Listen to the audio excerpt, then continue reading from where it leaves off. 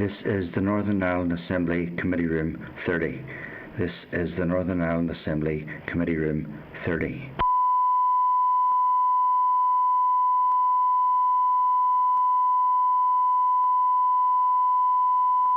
This is the Northern Ireland Assembly Committee Room 30. This is the Northern Ireland Assembly Committee Room 30.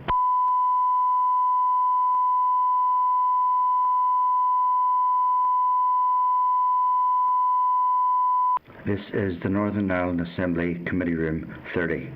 This is the Northern Ireland Assembly. So, welcome members to the 41st meeting of the Economy Committee. Some members will be attending this morning's meeting via video conference, and our witnesses will be briefing us via video conference this morning.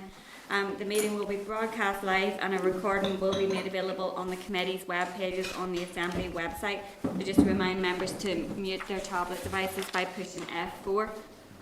So first item on the agenda is apologies, and I don't think we have any. I think everybody's here. No, apart from Stuart, but I haven't had an apology, so I'm assuming he'll be here. Chair. Item number 2 then is the draft minutes, which are at page 5 of your pack, from the meeting on the 18th of That should November. be the 18th. I don't know why that still says 4th. It's tricked me. Are members content that they're an accurate reflection of the meeting? Great. Thank you. So we're going to move straight on to item number 4 and come back to Chair's business afterwards. Our briefing this morning is from the EU Exit Preparation and Transition Group about business readiness for the end of the transition period. There is a clerk's memo at page 134 of your pack. There is a list of initial questions regarding common frameworks at page 137 of your pack. And we had a briefing yesterday through the Chairperson's Liaison Group from the EU Affairs Manager about common frameworks. So there are those questions that are there in terms of the initial questions we can put to officials, and then if there's anything that we need to follow up on, we can do that with the department. At page 139 of your pack, Annex A is an update on business preparedness. Page 144 of your packs, Annex B is BFE's Business Readiness Action Plan.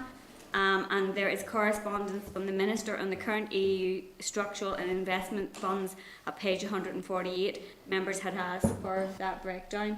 And last week after our meeting with NICFA, it's anticipated that the British Government has confirmed that details of the Shared Prosperity Fund will be announced following the spending review today, so we'll all wait with bated breath for that. The British Government has said it intends to use the financial assistance powers in the UK Internal Market Bill to implement the fund, and obviously concerns have been expressed around that. Just on the, sorry to interrupt you, just on the letter that the Minister sent to the committee. I serve on this committee, but I also serve on the committee for the Executive Office, and I think there's obviously EU Affairs and SEUPB and stuff like that. There's obviously a bit of a crossover between the two. Would it be worth forwarding that letter that the Minister sent to Colin McGrath, Chair of the Executive Office Committee, just so he can see that as well? Yep, We'll do that. Yep. Thank you. Thanks, Christopher.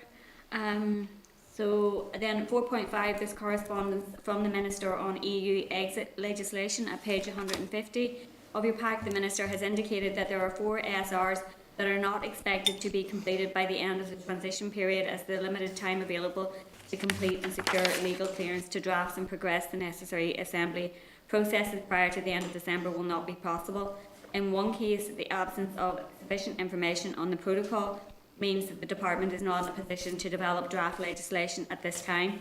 More information on these specific statutory rules is set out at Annex C of the Minister's letter at page 157 of your pack.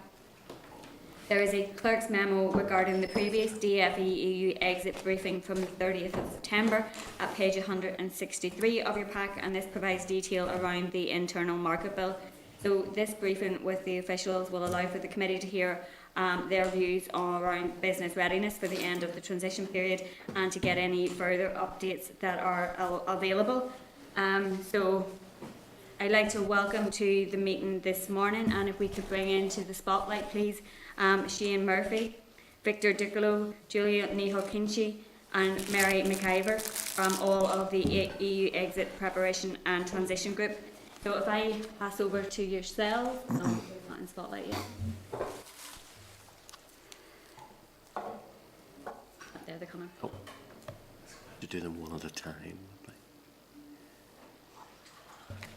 Chair, can you hear me? Yes, I can, Shane. Where are you?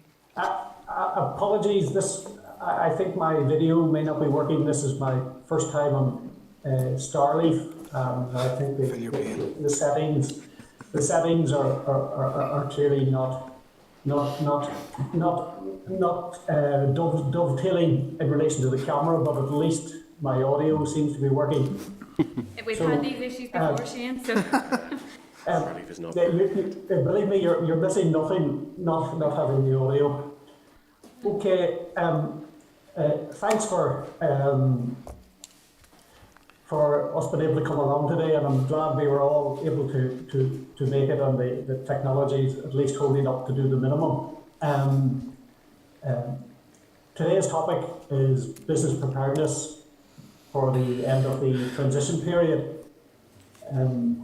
This is an important topic, but it's a worrying topic, and it's one where we've gotten more concerned as time has moved on, and yet so much else seems not to have moved very much. With your permission, Chair, I will just talk a little before probably getting Julie involved to talk in a little more detail around business preparedness, and then Victor will sweep up with some further material on some areas around the likes of trade and migration.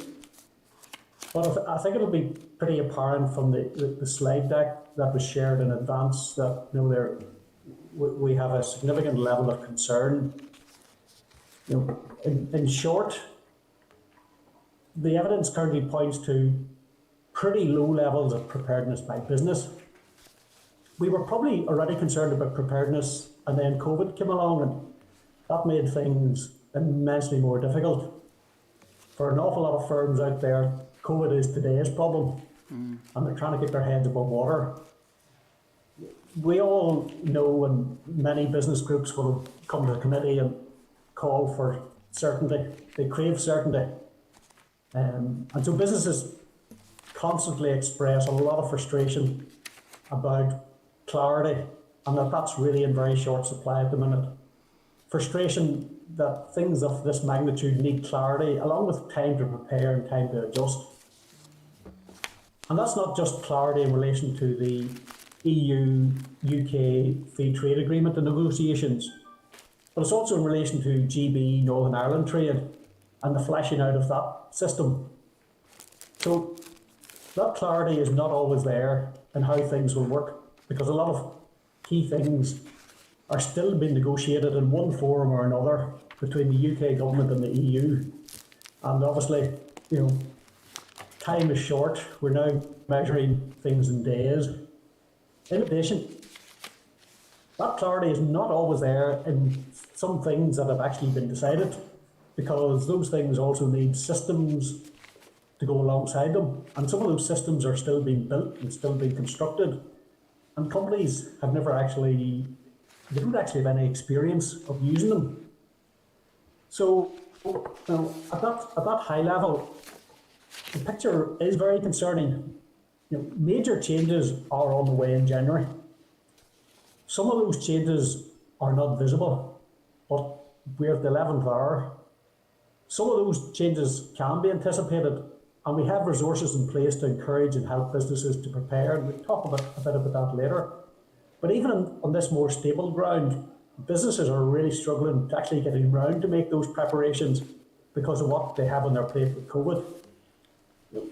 Speaking very candidly, as things stand, we're anticipating a very, very difficult January. And at that point, I'll pass on to Julia to get into some more of the detail, and then Victor will follow up. Julia? Thanks, Jane. Hopefully people can hear me. I see you. I suppose I'll give an overview of the major challenges as we see them. as Shane said, we worry about business preparedness. It's because we worry about disruption in the economy and in supply chains and how that would affect, our wider society. The slides, I hope, particularly the figures on the slides, give an indication of the scale of the challenge we have in front of us. I always go back to that Intertrade figure of 9% of businesses having a plan in place. That's very, very worrying. When we think about business preparedness, I suppose that takes in every single issue around EU exit. Not all of those issues will be as disruptive as others, and so we've a particular concern around issues that will be disruptive if businesses aren't prepared. Customs is one that comes, at the very top of that list, I think, for TFE. It's worth, I suppose, those figures lay out quite a stark kind of picture in front of us for January, but it's worth bearing and kind of laying the wider context around that, in that preparedness will look different for different businesses. So we should expect sort of commercial decisions when the full reality of the commercial costs are known. So some businesses to prepare might be to put in place systems to do what they're doing now. Some businesses will do things differently, whether that means, say, not receiving personal data from the EU, or not, or purchasing more locally. And the other piece of the jigsaw I think is important to bear in mind is that particularly GB NI trade, the preparedness of NI traders is just one part of the jigsaw. If GB businesses aren't ready to sell to NI, then that's a big, big issue for us. I particularly worry about that one in that Northern Ireland businesses will at least have been bombarded with messages around the protocol, at least in their consciousness, some idea of what they have to prepare for. GB businesses may not have the same awareness of the issues that might arise, and so may have a lower sense of the need to prepare.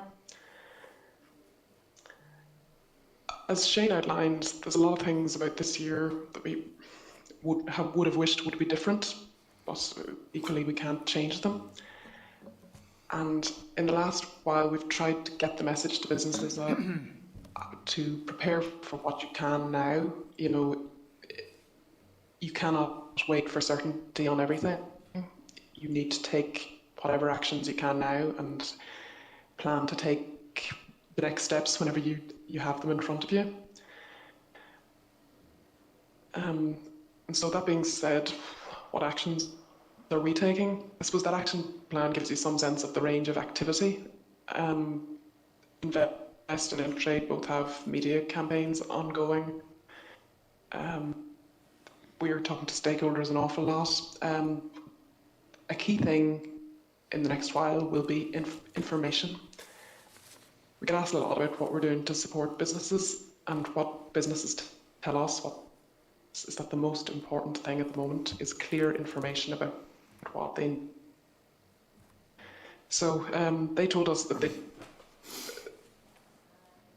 is what a lot of businesses use already in terms of looking for COVID schemes. So we've tried to direct businesses to that in terms of EU exit information, just to have one source of information, because I think it's quite confusing to have to go to, say, lots of different websites to get information. We also came up with that 10 steps checklist. I don't know whether the committee will have seen that, which is actions businesses can take now. And that's proved quite popular with stakeholders and businesses in terms of, well, for people who are prepared, to remind them to sense check, are they as prepared as they think? And for a lot of businesses to sort of, it gives steps that they can take now, to try registering for TSS, applying for an EORI number.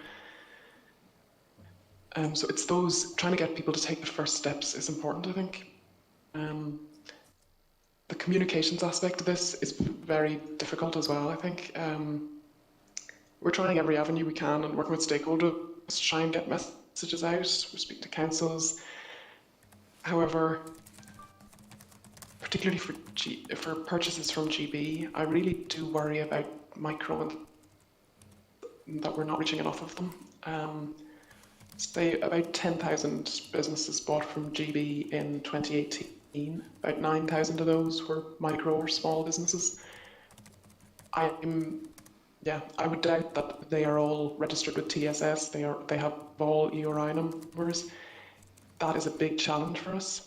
Now, there is support available from Invest and Intertrade, and I know Invest have kind of one-to-one sessions on offer to all businesses over the first 2 weeks of January, or first 2 weeks of December. But it's getting the message out to businesses. There's an awful lot on Brexit with the negotiations and a lot of other things. So it's sometimes hard, I think, to break through all the kind of news that people hear on Brexit to get to the here's what you need to know bit. And finally, I suppose what I'd like to leave you with really is that business preparedness is a process that we're going to have to continue well into the new year. Not every business will be buying things on the 1st of January, particularly for smaller businesses. Their purchases might be more infrequent. So we need to be ready to help them when they meet frictions they're not prepared for. So, we have an awful lot to do before the end of the year, but equally the work we do next year will be just as important. I'll hand over I'm happy to take any questions, but maybe Victor wants to give an update first, and we can go from there. Okay, can you hear me, Chair? Yeah, we can, Victor, thanks. Great, thank you, and thanks, Chair and members. As Shane said, I'm sort of covering areas around services trade, around international trade and migration issues, and just wanted to add a little bit to what both Shane and Julia have said in terms of the kind of key issues that are significant in those areas as businesses seek to prepare for broader stakeholders seek to prepare for the end of the transition period. So just on services, a really critical issue that we are seeking to engage businesses on is the issue around data sharing across borders. Really important, something I think under GDPR, something businesses have got used to and stakeholders have got used to, but maybe there's a degree of taking that for granted. And there is changes coming at the end of the implementation period, and that the hope is, and the pressure from our executive and ministers is for a data adequacy agreement to be put in place that would continue to allow data sharing to take place. But we haven't got to that point yet, and as others have pointed out, there is a lot of work still to be done, and uncertainty around what an agreement between the UK and the EU will deliver, if there is one. There are concerns in similar scale of preparedness that Julia has pointed out. We as a department have done some specific survey work, replicating a sort of a UK-wide survey, but focusing in on Northern Ireland businesses to identify what plans are in place for data sharing. That survey shows that only 6% of businesses have contingency plans in place to address a lack of a data adequacy decision. 80% are saying that they have not taken any preparatory work on at all in this space. So those just identify the need for engagement in all of this, although recognition, of course, of the difficult context that Shane has already pointed out. Those kind of figures that I've sort of presented there are more concerning than at the UK level as a whole, and I think that reflects the fact that we are operating across a land border in Northern Ireland, and therefore that brings in many more SMEs into scope in that kind of trading circumstance where data sharing is important.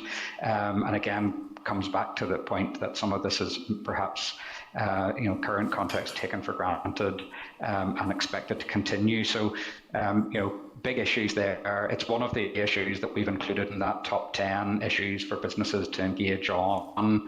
And actually, quite reassuringly, I was speaking to a stakeholder last week who had who mentioned that they were responding to those top 10 issues and particularly rechecking on the data point to make sure that their house was in order. Now, they were a larger business. Still think we have, there's work to be done in terms of reaching out to SMEs. We're about to publish a services tool which will allow businesses of all sizes to identify the kind of risks and changes that might be coming their way in terms of both data adequacy and broader services trade issues. So that we intend to put that out shortly, and I think that will help along with the broader efforts that are going on to engage businesses in this agenda.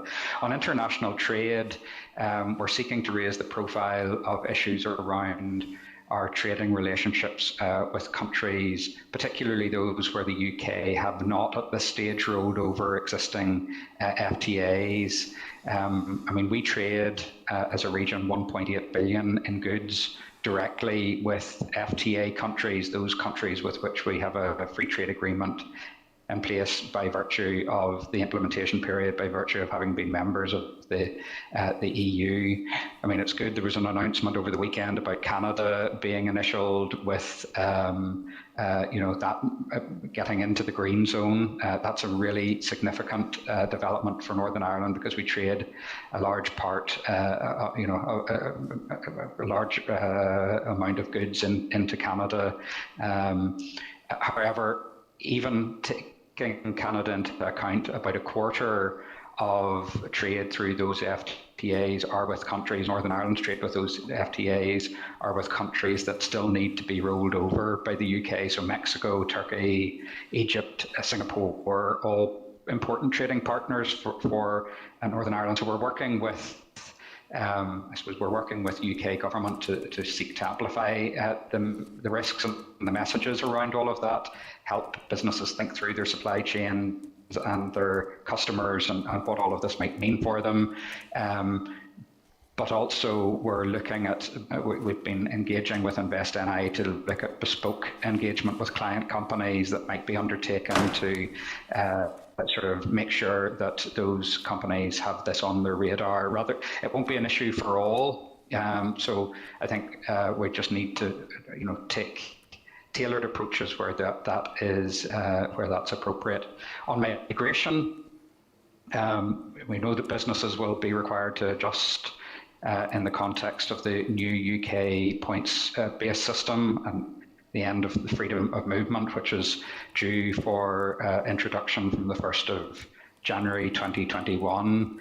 The clock is also ticking on the opportunity for people to apply to the settled status scheme. That remains open until the middle of next year for those that are resident EU migrants that are resident in Northern Ireland before the end of the implementation period. That's largely an issue that we're working with TEO who lead on that settled status piece, but we're seeking to encourage employers to promote the scheme to their workers and families and make sure they're aware of it and how they can engage with it. One of the, I suppose, the points just to finish up is, our minister, the executive, continues to try and influence the shape of landing zones around all of this. So working with the UK government to identify the particular Northern Ireland issues right across this agenda and these agendas and others, but also in tandem with that, then seeking to inform businesses and shape their decision making as they grapple with EU exit alongside the other issues that they are needing to grapple with at the minute. And that's all I wanted to say, Chair. Thank you, Victor. Thank you for all of that that information. I think is a very sobering briefing this morning, and some of the figures in the pack around the level of preparedness are, as you say, quite concerning. I guess one of the things that we have been told as a committee from business representatives over the past number of weeks and months is the lack of bandwidth that businesses actually have to be able to prepare at this time because of the impact of COVID and trying to deal with all of that. And Brexit is an added level then of disruption and potential for really serious impacts come the beginning of January. And just this morning there's been another quite downbeat assessment from Ursula von der Leyen about the progress in terms of negotiations and around the EU being prepared for a no-deal outcome in respect of that. So I guess that will be one question that I have in relation to the contingency, if there's a non-negotiated outcome, as it's called, in terms of a free trade agreement and businesses being in any way ready for being able to trade at the beginning of January in that context. Just in relation to some of the, I guess, awareness raising for businesses, I've seen both British government and Irish government and heard on the radio ads campaigns about getting businesses to prepare, either bespoke ones for businesses here, because I haven't really seen those, to be directed at through whether it's, I think you mentioned both Invest and Intertrade have media campaigns.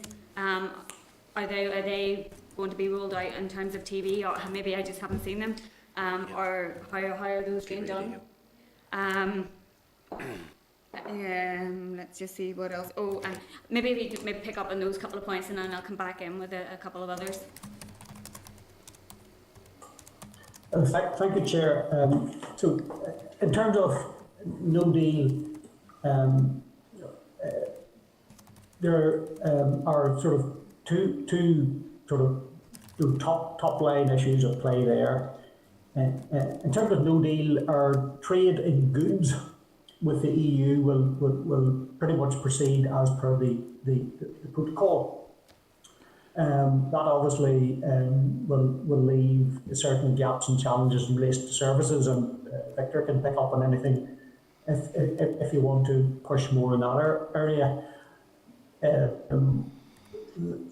A no deal then brings further challenges in relation to GB and NI. It also brings further challenges in some areas where we have yet to see how those pan out. Julia will have already mentioned the concerns around customs, and no deals then brings the questions around tariffs much more into play.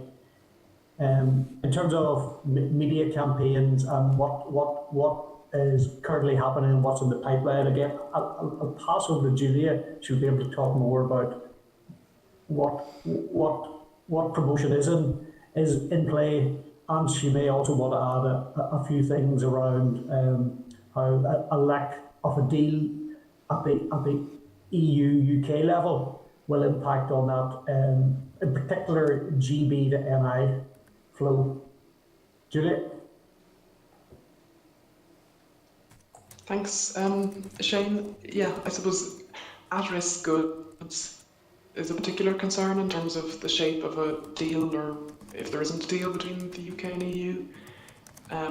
If there is a zero tariff deal, logically you would expect at-risk to be a much easier issue to resolve and to create much less friction for businesses. If there isn't a deal, well, that becomes that much more difficult. We haven't been involved in negotiations on that, but I understand they're ongoing. That is one I would be very concerned about if there isn't a deal. In terms of media campaigns, we can come back to with maybe more briefing on this, but as I understand it, there's a good bit online which I think might be optimized in terms of what you're searching online, so you mightn't see that if you're depending on what kind of things you're looking up, you might see that more than more than the ordinary person would. So anyway, I can get you more information on that. I think it's also in local newspapers. Royal the Invest one, I think, is also in print and also some radio. If the committee would be interested, we can certainly come back with more information. In terms of should we have a campaign here, advising businesses to prepare? At this stage, general message is that effective in terms of, businesses need to prepare. I think our businesses know well they do need to do things. I think it's not it hasn't helped. So I think rather than, my personal view would be, rather than a broad messages of you need to prepare, I think given the limited time left, the message needs to be more tailored probably in terms of, if you do X, you need to do Y, because businesses really have so little time, and those general messages, they rely on a business to then kind of figure out what they need to do to prepare. And, well, that's been very difficult so far, and it's not going to get any easier, I don't think. Just to come in behind that again, obviously none of us are PR folks, and when it comes to the effectiveness of different channels of communication, that's where we rely on the likes of the Executive Information Service to understand what will be effective at getting messages out. One of the steers has been that the use of ministers can be effective at getting messages out, and you probably have seen that the minister has been encouraging through the likes of sort of social media channels and so forth to try and encourage businesses onto that central resource that is NI Business Info, to encourage businesses to go through that checklist, the 10 steps, and take the subsequent action. Thank you. Okay, thanks for that. And it would be useful if we could get a further briefing at some point in relation to what is planned in terms of media.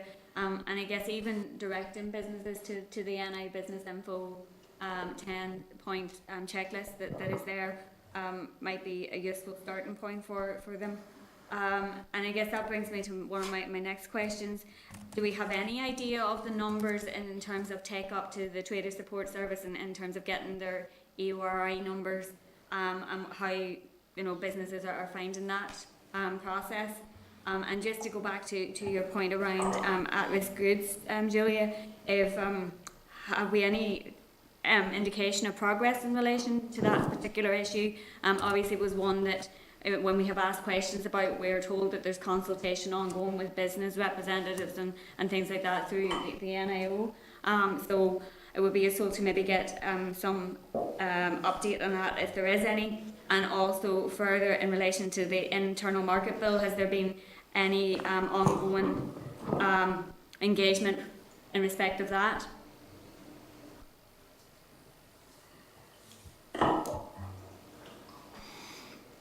Are you happy to take those? Issue, my sound cut out there. Do you need me to repeat anything? Sorry. Yeah, would you mind repeating the first two questions? I don't know if I can remember what they were. But yeah, I think it was in relation to the Trader Support Service and the EORI numbers. Have we any indication of what uptake has been in internal market bill? I think businesses? mentioned it. And if there is any update in terms of progress around the definition of at-risk goods? Okay, great. So on the Trader Support Service in particular, HMRC do have figures. I would check with them in terms of what can be shared with the committee. My sense is that, say if 10,000 businesses in 2018 were buying from GB, I don't, the level of registration is not at 10,000, and if you also take into account that they need GB businesses to register as well. So if you can, you you could say every NI business is buying from at least one business in GB, so that would say you'd need at least 20,000 businesses. Realistically, it's probably a lot more than that you need to have registered. And you also need to have hauliers registered. I think, I don't have any sense but that we are in the very early stages of where we be by the end of the year in terms of registrations for TSS. On EORI numbers, the committee might have seen some of the social media kind of stuff on this, in that so businesses will need both a GB EORI number and an XI EORI number. The process for getting an XI EORI number hasn't yet opened. I'm told there'll be more clarity in the next week or two in terms of what businesses need to do that. Every business that's registered with TSS will get an XI EORI number automatically, but others will have to go through some sort of manual process of applying. On EORI numbers more generally, I know that HMRC had automatically allocated EORI numbers to businesses that trade with the EU. Obviously, it's a much more complicated picture in that HMRC, because it's internal UK trade, have no idea which businesses purchase from GB, so they cannot do it automatically. So we need businesses to register for EORI numbers, and it's very difficult to target who needs to register. My sense is that larger business, medium businesses are probably well ahead of the game on that one, and it's smaller businesses who have never had to engage with customs in this way before that I would worry about. On at-risk goods, I don't have a great update, to be honest. I know negotiations are ongoing. It seems tied to the question of tariffs and quotas and the overall deal. So I would expect movement on that to be kind of in time with movement on the overall deal. It's very, very difficult for businesses to make decisions on, their supply chains without knowing whether they're going to incur a tariff liability. That's particularly in the current circumstances where a lot of businesses with COVID have had a lot of pressure on cash flow. The prospect, more uncertainty, and particularly more uncertainty around debt, is just not something that businesses can countenance at the moment. And so some businesses, some it won't worry in that they might have looked through the tariff codes and worked out how big the liability would be in a worst case. But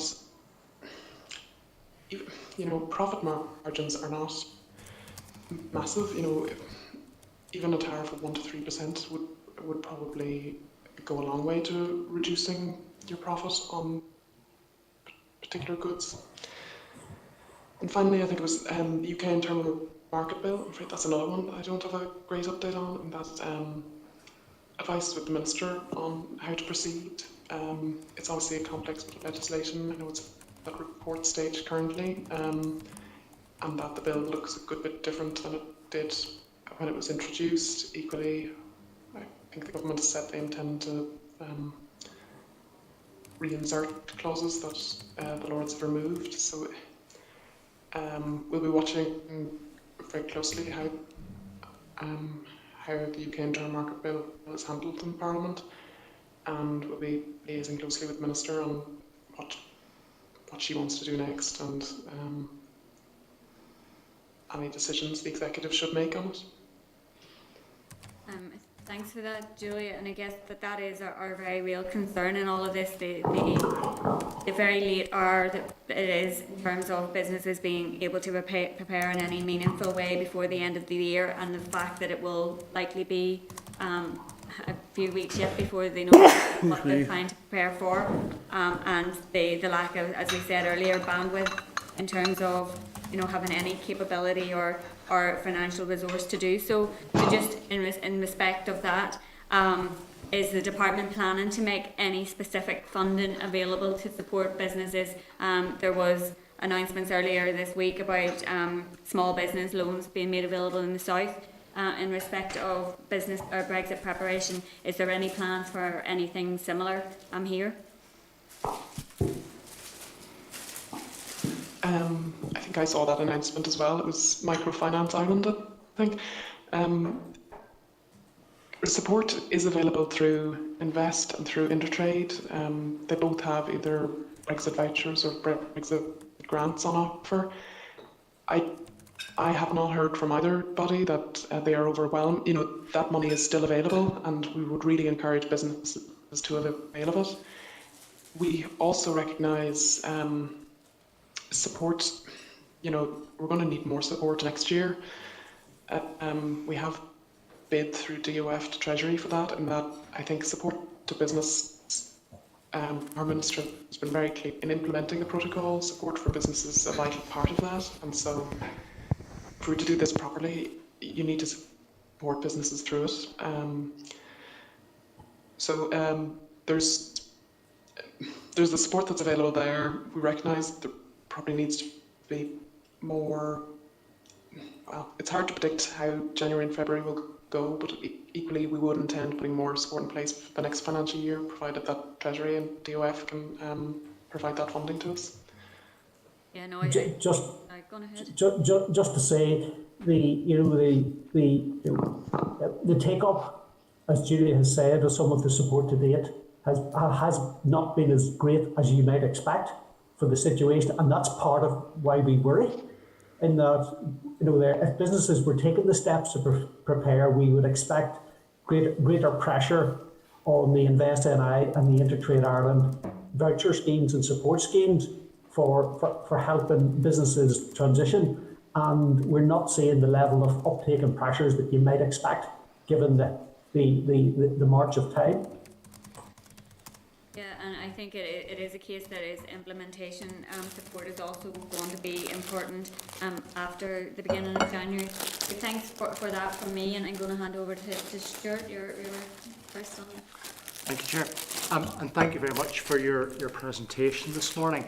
And you opened it by saying that business certainty was the most important aspect around all of this. And yet here we are sitting today, deal or no deal. That certainly isn't providing business certainty. But on the assumption that something might be cobbled together at the last minute, which is the sort of general nature of these sorts of things, so let's make the assumption that we do get some sort of deal. At this very late stage, and without knowing what would be in the deal, do you foresee any room for flexibility? So there will inevitably be bits in the deal that people will welcome, but there will equally well be bits in the deal that are either impractical or somebody hasn't fully thought through. Do you foresee any opportunity, particularly if this goes against Northern Ireland businesses, do you foresee any opportunity to redress what potentially could be an absolute bear trap in the middle of any deal for Northern Ireland? My second area of question is, you've made a lot of comment about Northern Ireland small businesses' awareness about or lack of awareness about trade into the GB market or trade with GB. But to what estimate do you have of GB businesses having any awareness of their ability or inability or different barriers being put up to them to trade into Northern Ireland? There are lots of businesses in the UK that quite naturally think of us as just being one place and trade away. Lots of stuff comes by post and mail, small items and things like that. And if there's an issue about that, yes, it's important that we drill down to the very smallest businesses here in Northern Ireland and get them to understand that they need to register, that they need things. There may be things that they're going to have to do. But is there any equal and opposite campaign? I appreciate that the two markets are completely different sizes, but is there any equal and opposite campaign in the rest of the UK to alert them to what might happen being able to do business in Northern Ireland? And finally, just as a general comment, it seems to me, listening to you this morning, that you're simply struggling to give us any information. Thank you, Chair. Thank you. We do struggle to give you information in areas where we ourselves do not have information. And I think at the risk of going over some of the things we had before, negotiations between the EU and the UK, and we're not just talking about the FTA negotiations, but also fleshing out of the protocol. These things have yet to be decided. In many cases, we're not in the driving seat. We're not necessarily in the rooms, and so unfortunately, we don't always have the information. We don't have the foresight, and so we do not know how things will necessarily pan out. And we'd rather be honest about that rather than speculate that it may turn out one way or the other. In terms of business certainty, and you talked about on the assumptions that there would be a deal and the adjustment for that, I think that's what we talked about earlier. Businesses would crave certainty. They would crave knowing in advance. They would want that to involve periods where things are phased in. They would want that to involve time to adjust. They would want to have trial runs at using systems. Mm-hmm. So the question of whether this would involve sort of pathways to compliance and implementation, whether this would involve transition periods, whether this involves grace periods, ultimately those are things which are political negotiations between the EU and the UK. And I suppose in short, we're not in the room to understand whether those things are on the table and being discussed or are off the table. Unfortunately, we're not in a position to confirm or deny whether that sort of flexibility can be part of the overall outcome. Certainly what we hear, and it's probably no different to what you hear, would be that in the context of an overall deal, the potential for flexibilities and transitions and pathways, there are likely to be, that's likely to be a more favourable setting compared to in no deal situation. You also brought up about awareness. In relation to the GB side, and we talked about earlier uptake of TSS. We also talked about earlier that when it comes to trade with GB, it does take two to tango. Yep. A buyer and seller in Northern Ireland and a buyer and seller in GB, and we are worried on the GB side, and we will try and get an indication if we can. If we are allowed to share an update from TSS on the number of registrations, we will also see if we can get those for the GB side. But my understanding is the GB registrations are at least as concerning, if not more concerning, than the Northern Ireland side. Julia give you an indication of our reasonable expectations as to the levels of Northern Ireland registrations we might expect, and that we would expect at least the same on the GB side. And I think there's also a big communication challenge on the GB side in that it's very easy for GB traders to be focused on the deal with the EU as opposed to the outworkings of a protocol for what is a small market within the UK, and these are genuine risks and genuine concerns about parts of the relationship, parts of the supply chain, which I suppose are outside our direct reach and jurisdiction. I don't know if Julia wants to say any more on any of those 3 points.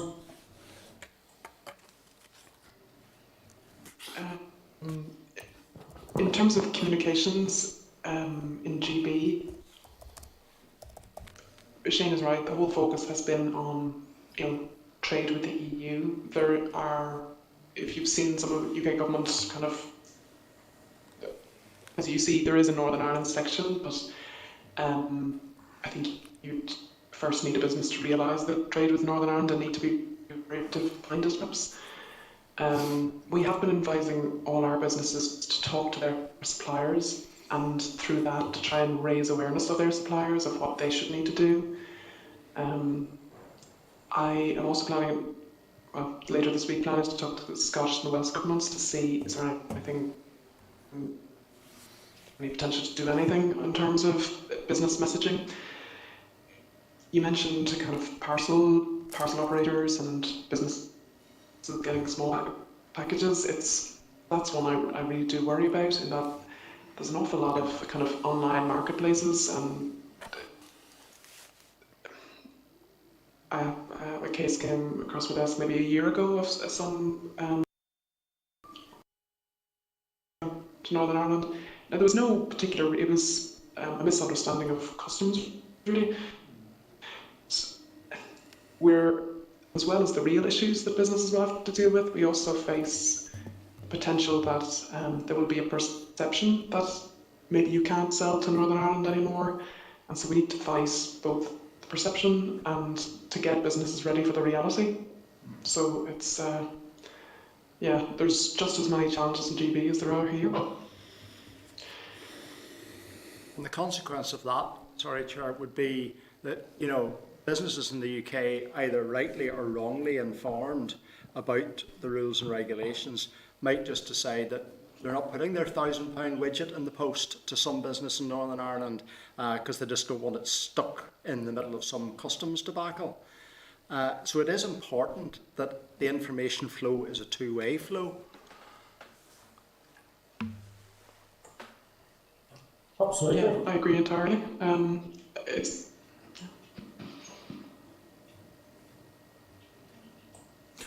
Okay, Chair, thank you. Thanks, Stuart. John O'Dowd, can we bring John into the spotlight, please?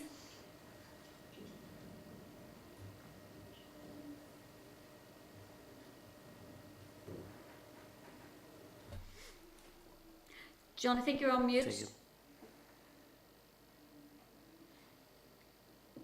Yeah, okay, can you hear me now, Chair? Yes. Thank you, and thank you for the presentation of Clara and your questions. This week has been marked with some optimism, and a lot of optimism, in fact, around COVID-19 and the hope that there's going to be a vaccine rolled out at the end of this year and into January. And that in itself lifted the spirits of businesses, of the general public, of health workers, that there's light at the end of the tunnel. But there doesn't appear to be a vaccine for Brexit. We are, as Shane said, we are in for a very, very difficult January. And this is a general question, so I accept this is not your responsibility. This question is not your responsibility. What needs to be done to give the same amount of optimism that there is around the ending of the COVID pandemic to businesses and the public in relation to Brexit? Where's the optimism on that? Seriously?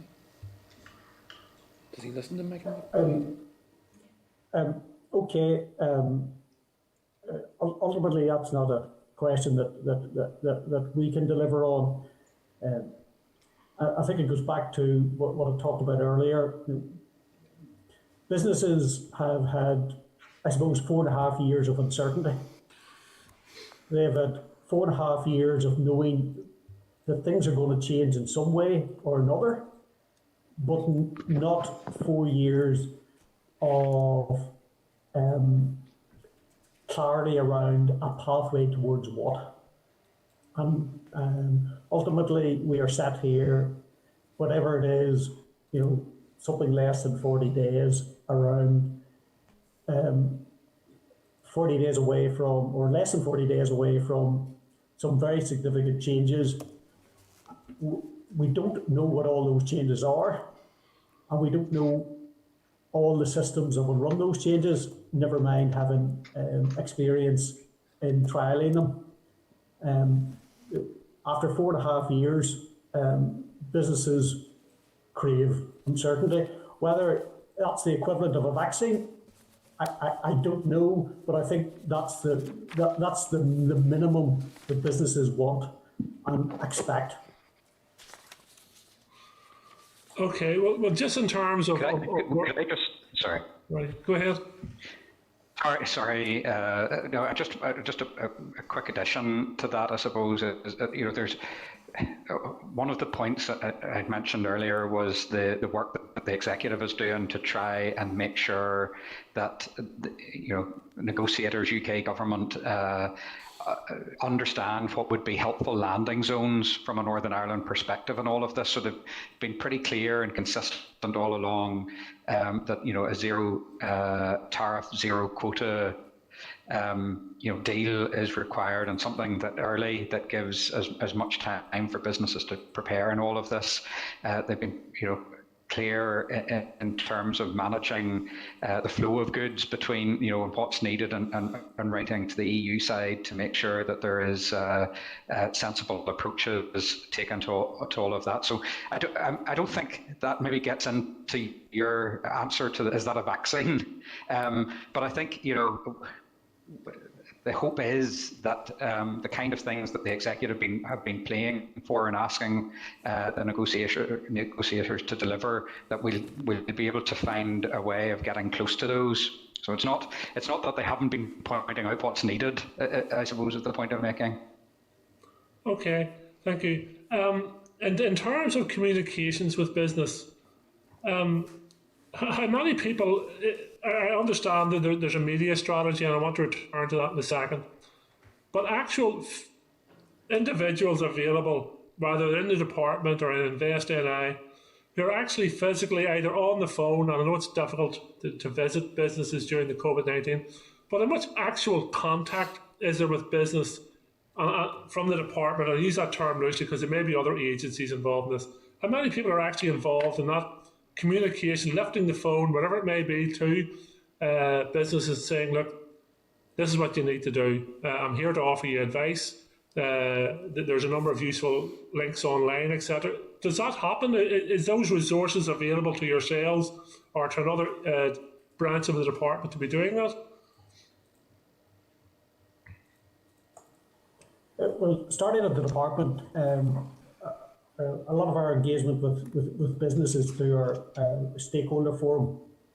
These happen regularly. I think the latest was the 28th meeting, which was earlier this month, and that's got a whole host of the not just individual businesses, but the business representative organisations, the trade bodies, and that's a network for us to get messages out and for them to pass those messages on to their members, and then also for the reverse, for their members to put in their views and so forth. And that's those are like two-way channels for us to gauge views, to feed into UK government policy and so forth, and then secondly to actually feed out information. Then we go into Invest NI and Intertrade, and again they have their links to business, which are well established, and B, their communication, their normal communication routes, which publicise the support available. And again, you'll have seen the action plan around communications that was shared with the committee, and that's the additional material that we're going to be doing and that we are doing in relation to trying to get as many businesses as possible to take those preparedness steps, to go onto NI Business Info, to go through the 10 steps, to understand what 10 steps apply to them, and use those resources to get us prepared as best they can, bearing in mind the limitations. I don't know if Julia wants to say anything more about this. Yeah, I was just going to say, so every client executive in Invest will be contacting kind of the businesses they have a relationship with on this. Intertrade don't have the same kind of client relationships, but the councils have relationships with businesses. We've been in touch with them to try and get key messages out. It's a difficult area in terms of particularly people who purchase from GB, as a lot of, Invest focus would be on increasing exports or external sales. We don't often have a lot of visibility on people's supply chains into making a product. Usually what we focus on in terms of economic development is outputs rather than inputs. So that makes it difficult. But I will say, I know mine, Victor and Mary's teams are all very aware of our need to support businesses. So I don't think any of us would have ever refused a meeting with a business. I talk to businesses regularly who do get in contact, whether through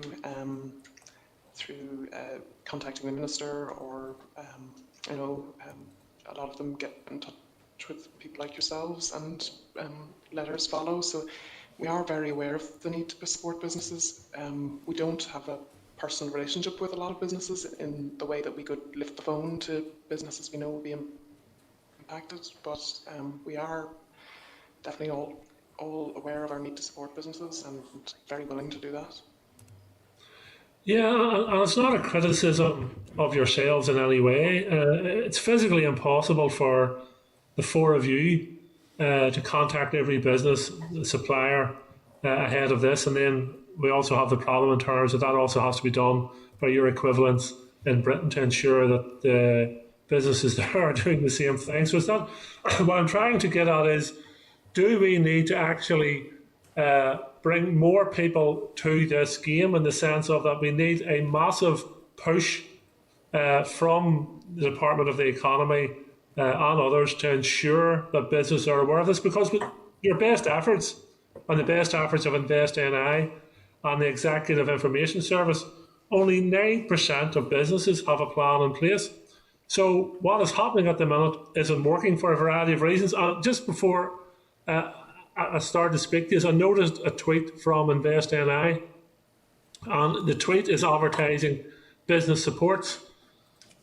Now the tweet starts off by, and it's useful in its own context, starting off that their latest edition of the 2-minute update. We have information on our latest COVID-19 support schemes and how you can check your eligibility. There is also the latest information on the EU exit. Now, to me, that's a tweet on its own. That's a social media campaign on its own. So my last comment is, in terms of the media and the social media, well, that's not your job to do that. You are the people with the information. You understand this more than anyone. Is there an engagement between EIS and yourselves around what that campaign, what information needs to go out in that campaign, and how best that is done? Now, I also was checking the information business info website, and Julie, you had mentioned the 10-point action plan.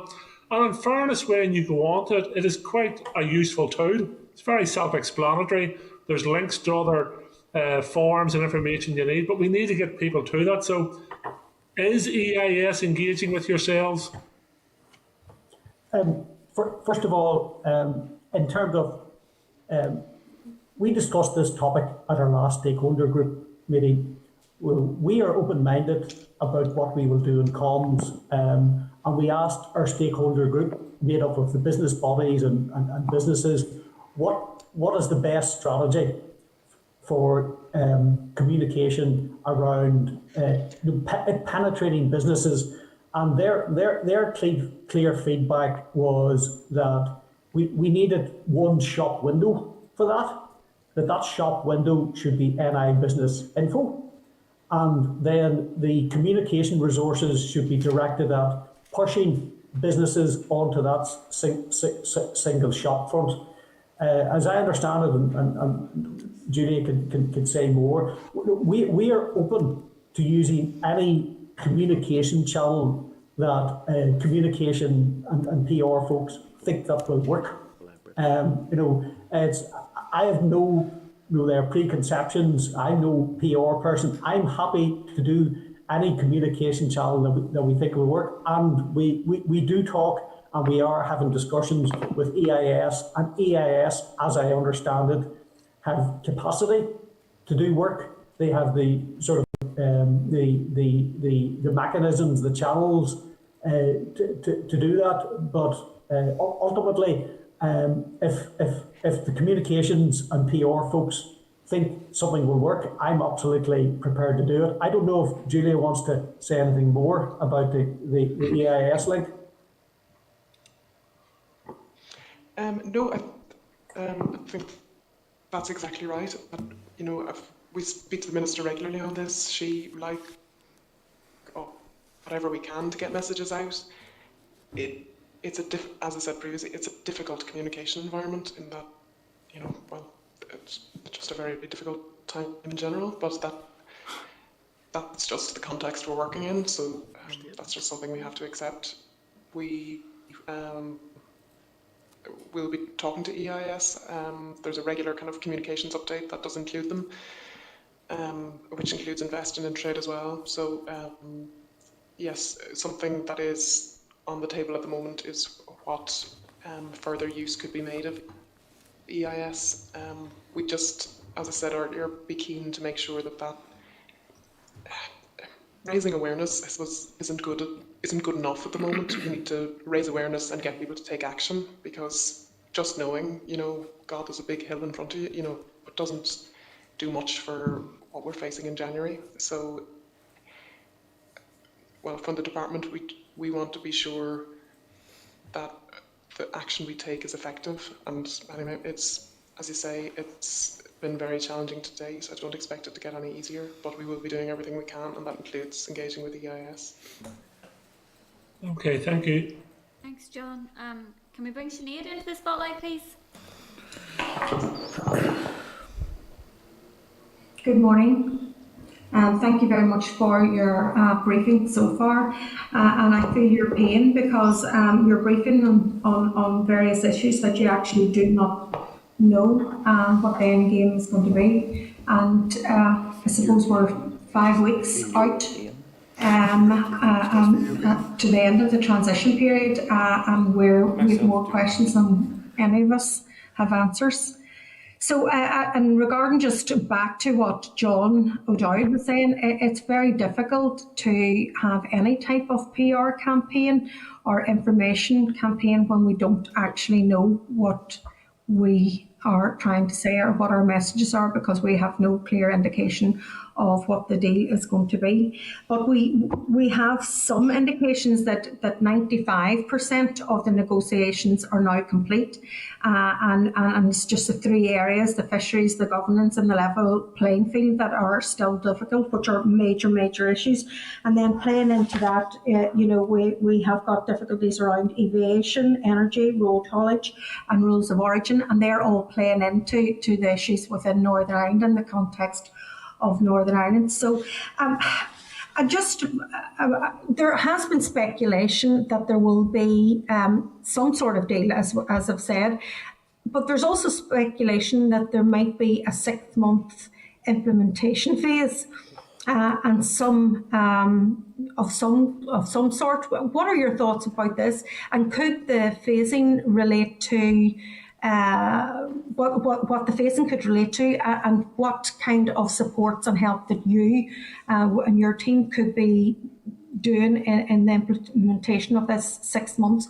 Also, there's indications and reports in the media that DAERA now accepts that they won't have the structures in place within the ports for SPS inspections. Is that correct?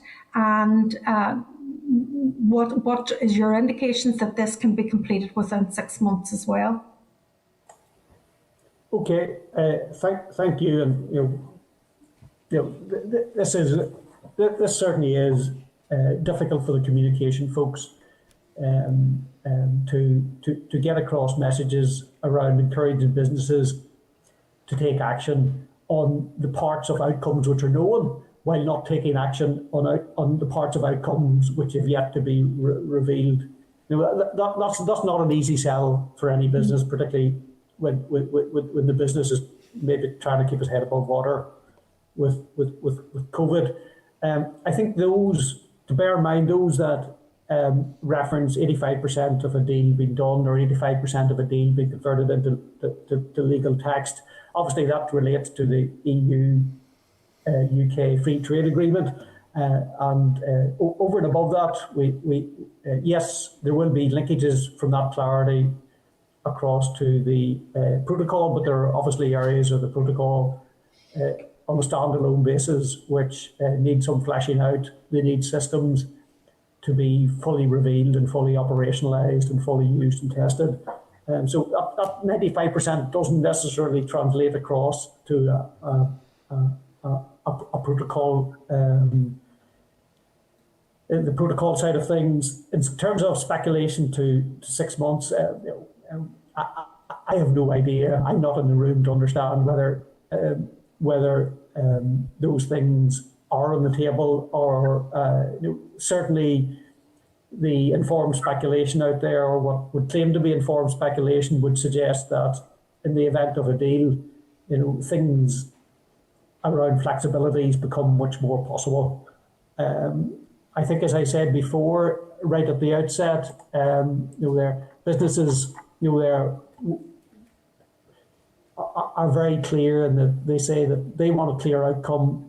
They want a pathway which gives them an opportunity to make the changes, to gain the knowledge, to their skill up their workforce, and very much something in the space of a managed transition. And I imagine firms would welcome that. But we're not sitting here today with any particular insight as to whether that will occur or not. The position to date has always been one that the transition period ends at the end of December. That has been the clear public line for as long as I can recall. I don't know whether Victor, in terms of the EU negotiations, wants to add anything like that, or Julie wants to add anything in relation to the protocol. Victor? Just briefly, absolutely the noise around that, the plea, I suppose, from stakeholders is intensifying, and that's becoming pretty clear and apparent. I mean, there's no sense that positions are changing around the negotiating table on all of this that we're picking up. But yeah, there's no doubt there's a bigger request for that managed transition. I suppose in that context, it's really important that we get that a deal is done, and that's the right deal. I mean, even if there was some kind of an opportunity to delay the implementation of that, or adjust the implementation of that for 6 months or whatever, you want to be, for the long term, getting the right deal. And I think that's where the priority needs to be. And I think that's where the executive I mentioned previously to John O'Dowd, that's where the executive is seeking to place influence and make sure that the deal that's done works for Northern Ireland as best as we possibly can make it work for Northern Ireland. Thank you for that, Victor, and I totally agree. It's important, if there is any flexibility on implementation, that we have time to prepare and time to adjust. And that's really what I'm talking about. It's not about an extending of this negotiation, because it's been painful enough to date. And we just need clarity on what the deal is, and then our businesses then can step up to the table and make the appropriate preparations. And that, because it really is very worrying when you look at the data that was sent through to us and the level of preparedness. They're not prepared.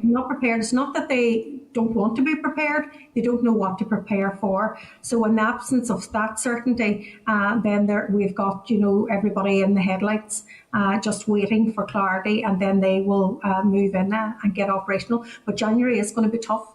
If there is no flexibility in that preparedness and adjustment, it's going to be tough for businesses. It's going to be tough for our small business, and that's what we are. We're a very small business economy with very little resources for that level of preparedness. So I am concerned. I'm concerned at all levels, and as I say, the bandwidth, as the chair said, for our business community at the minute with COVID and the preparations and impact of that is tighter and tighter. So as we're counting down the days now, literally, and it's just regrettable that we've got to this, and I'm hoping that there's not just games playing within the UK EU part, because this is having a real impact. Sorry, did I cut across you, Julia? No, I was just going to say that, it sort of links to the wider communication effort. I think most businesses would welcome, 6 months implementation or whatever, but we need to really convince businesses to prepare for January, and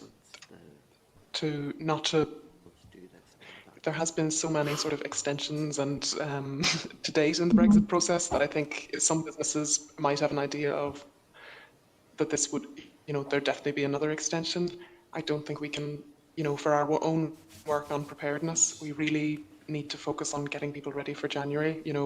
Wonderful if there was some announcement, but it's our main focus will be just trying to get them ready for January and trying to get that message out. And I really didn't get any clarity about the infrastructure in the ports. Have you any idea when that will be ready? Because that's going to have an impact on delays at our ports, and also will be very off-putting for those that are sailing into Northern Ireland as well. And what kind of work is being pushed, and is there extra support being given to the ports to make sure that they are ready in time? These are areas of responsibility for DAERA to take forward the necessary facilities. Certainly, I'm aware that there are significant difficulties on that front, and unless Julia wants to say anything particular, I'm a wee bit reluctant to sort of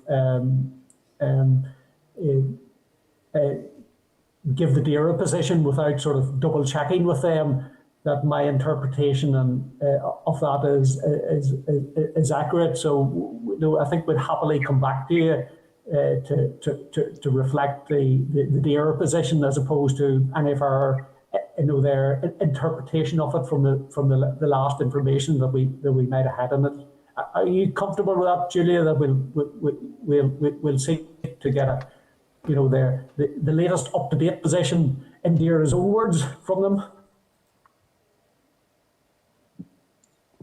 Yeah, I think that's right. I know that there's an awful lot of work going on in DAERA, and and that this is an area where things move quite quickly. So I just wouldn't want to give the wrong position. So I think Shane is right. We're better coming back to you in writing, perhaps with some content from DAERA. Yeah. Okay, thanks for that. Can we bring Gary into the spotlight, please?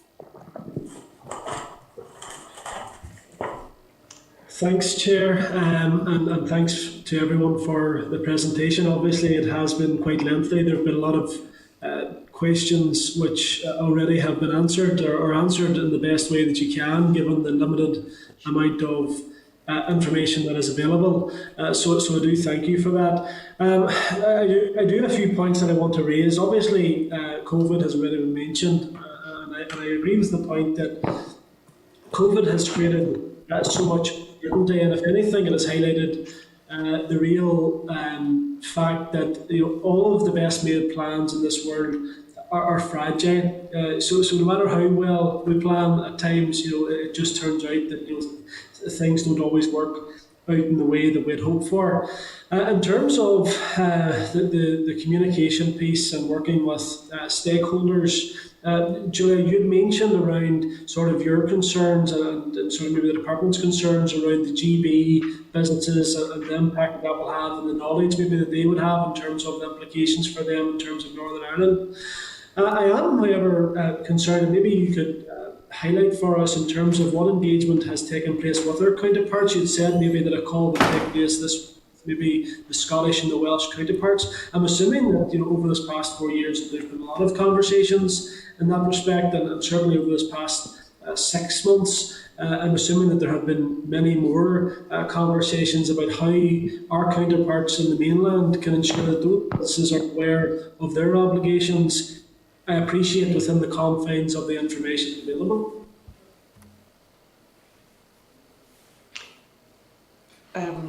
No, sorry, there has been, yes, and I know HMRC and TSS have been very engaged in this position of how to find out which businesses in GB are in the first place. So there is an awful lot of work going on. It's I would still see it as a big risk, though, to be honest. It's simply because it's very difficult.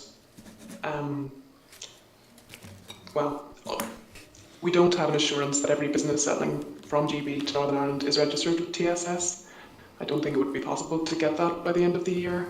And so, given that fact, I think we need to see that as a big risk, and particularly where the focus of many GB businesses will be on, in the next 5 weeks, probably doing what they need to do to change their plans in reaction to whether there's a deal or not a deal with the EU, that the Northern Ireland element mightn't have the highest profile, just even in the media, in terms of kind of, you'd expect the EU deal to have primacy.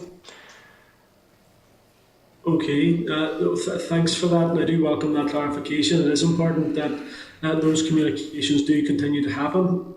But also, as you have said already, we need to cut through some of the megaphone diplomacy that we see in social media. We do have to be mindful that for the past 4.5 years, we've heard a lot of scaremongering and fear from those who will never accept the democratic decision and the will of the people of the United Kingdom. I appreciate that there will be those who are unhappy at that decision, but the reality is that it has been made. And I think the businesses out there, what they want to see is certainty and clarity. The businesses have accepted the result.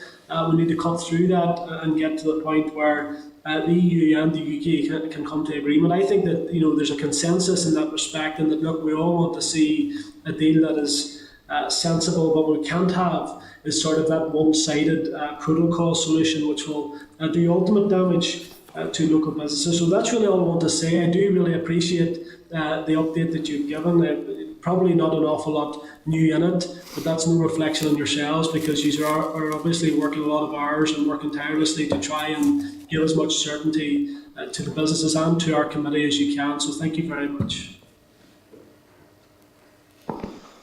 Thanks, Corey. Gordon? Thanks, Chair, and thanks to the panel for doing your best with difficult communications today, and I appreciate that. Just a point of clarification. Early on we talked about the percentage of businesses had made no preparation. Was it 80%? Was that correct?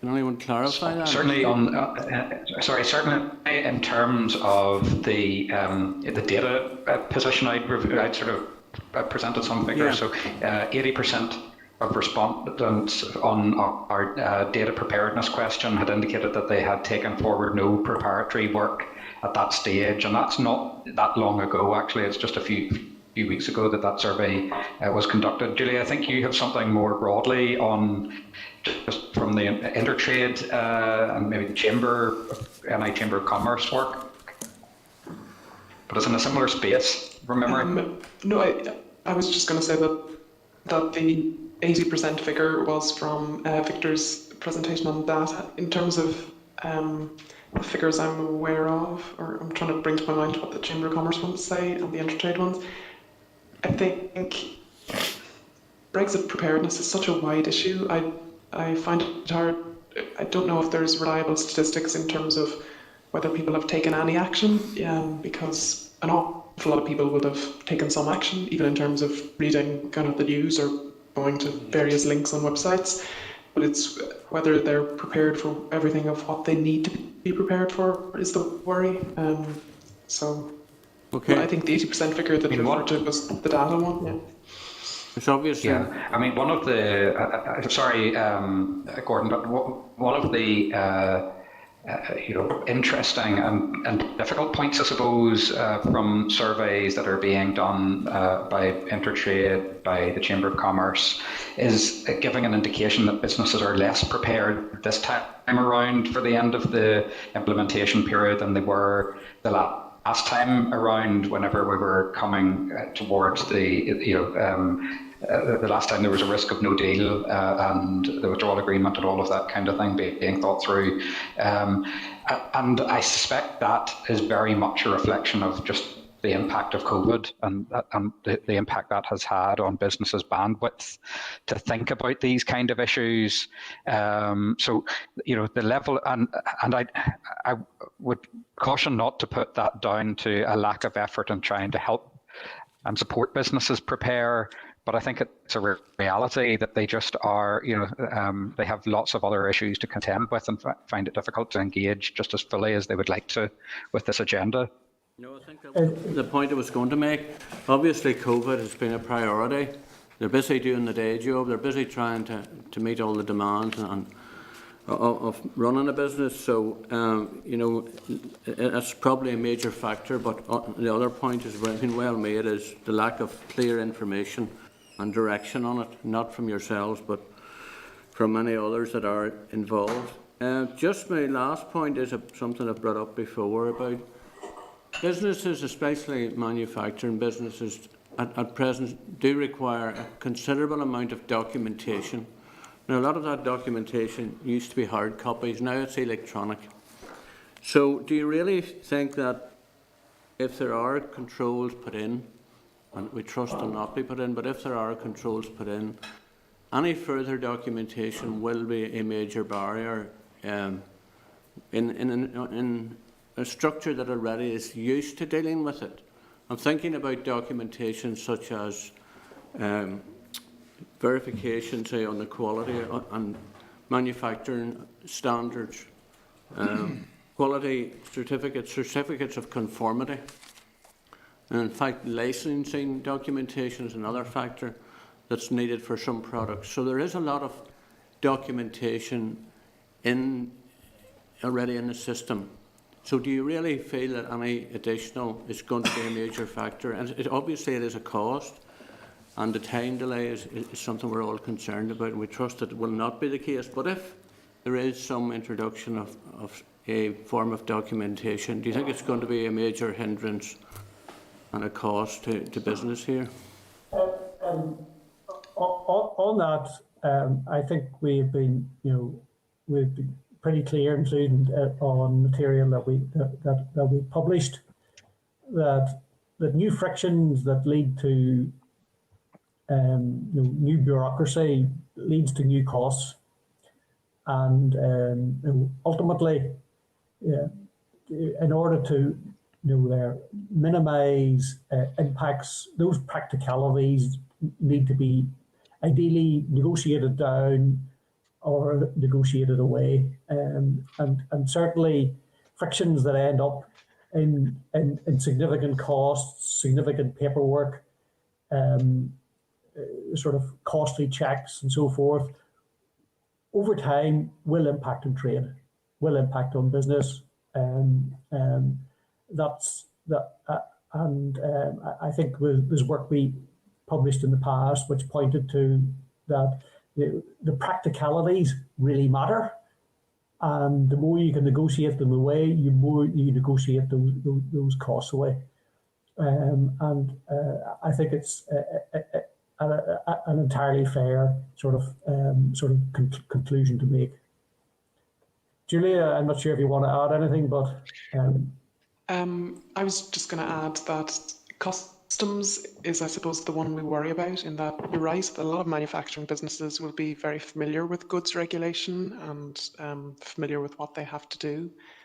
I worry an awful lot about the businesses who have never done customs before.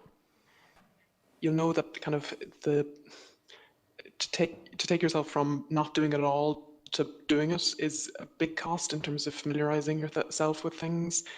And I'm sure businesses will be aware of that from kind of new goods regulations that come in.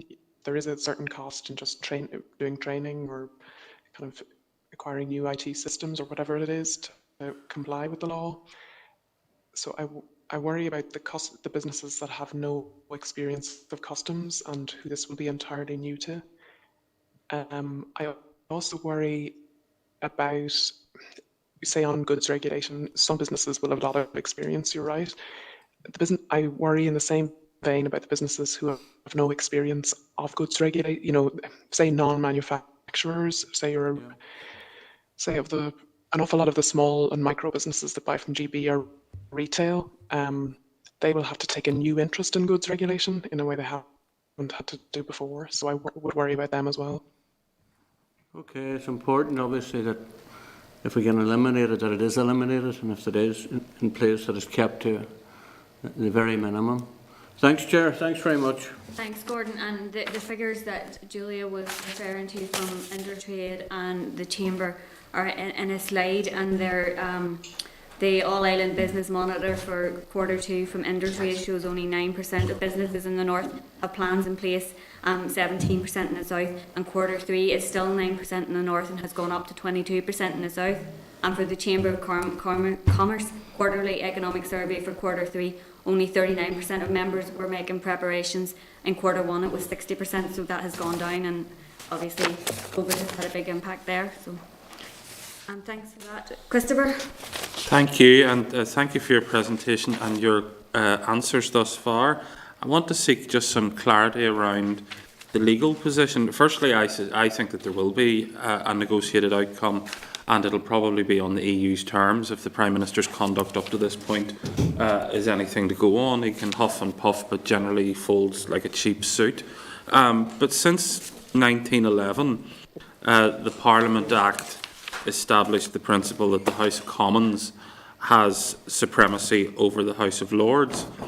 In circumstances where there is a non-negotiated outcome, is it a theoretical possibility that the government can revise the Internal Market Bill to cover GB to NI trade and effectively declare the withdrawal agreement dead?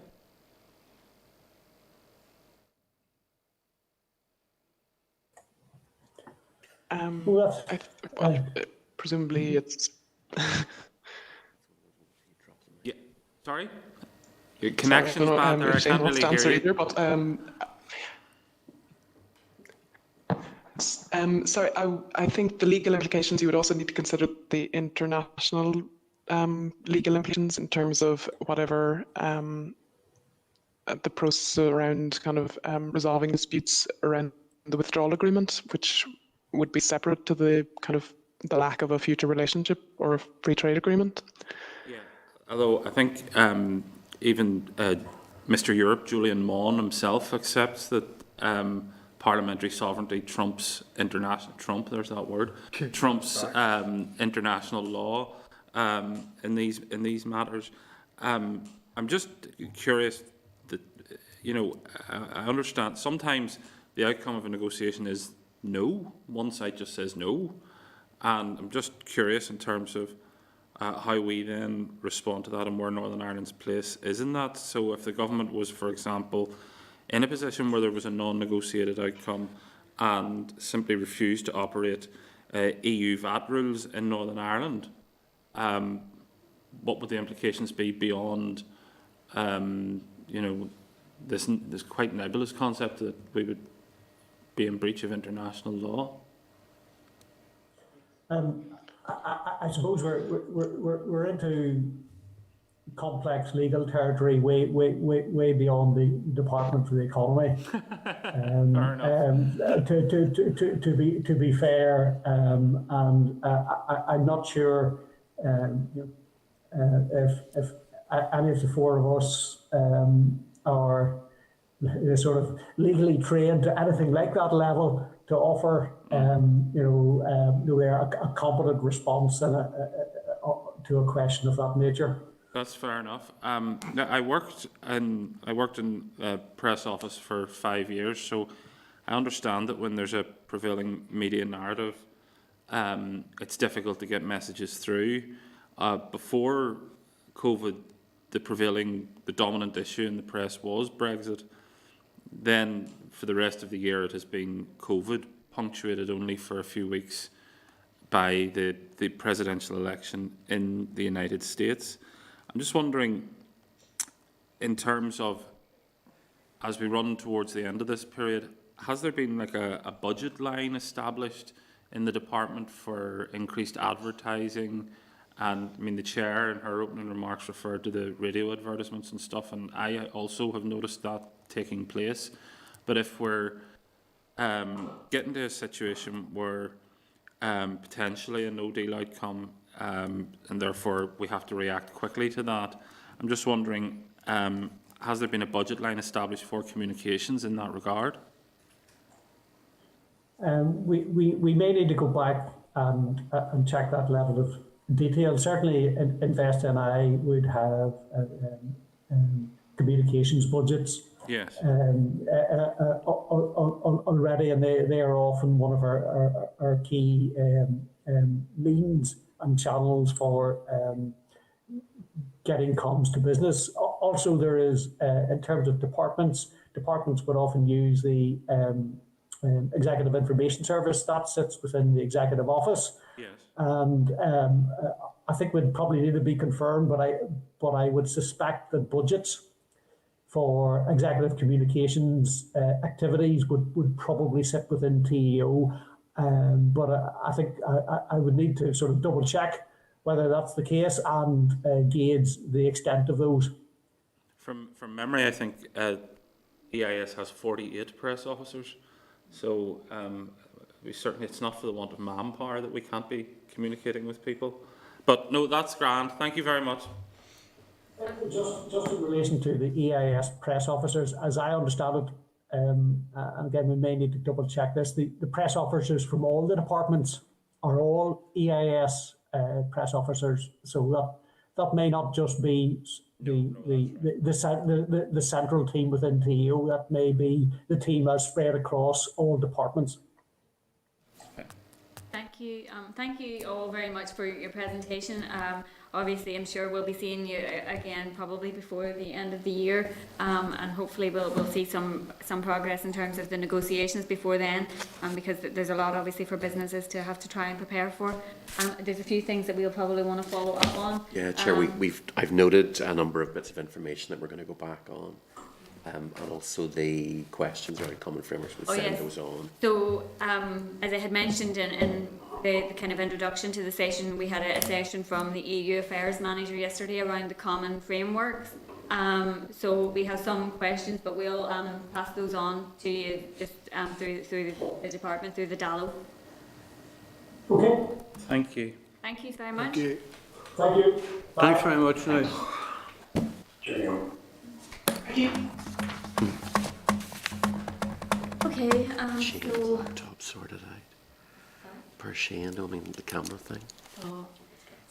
I think it's the last person on though, because invariably whenever I was coming on, maybe could be a bandwidth issue. And we need to prioritise the video over the audio.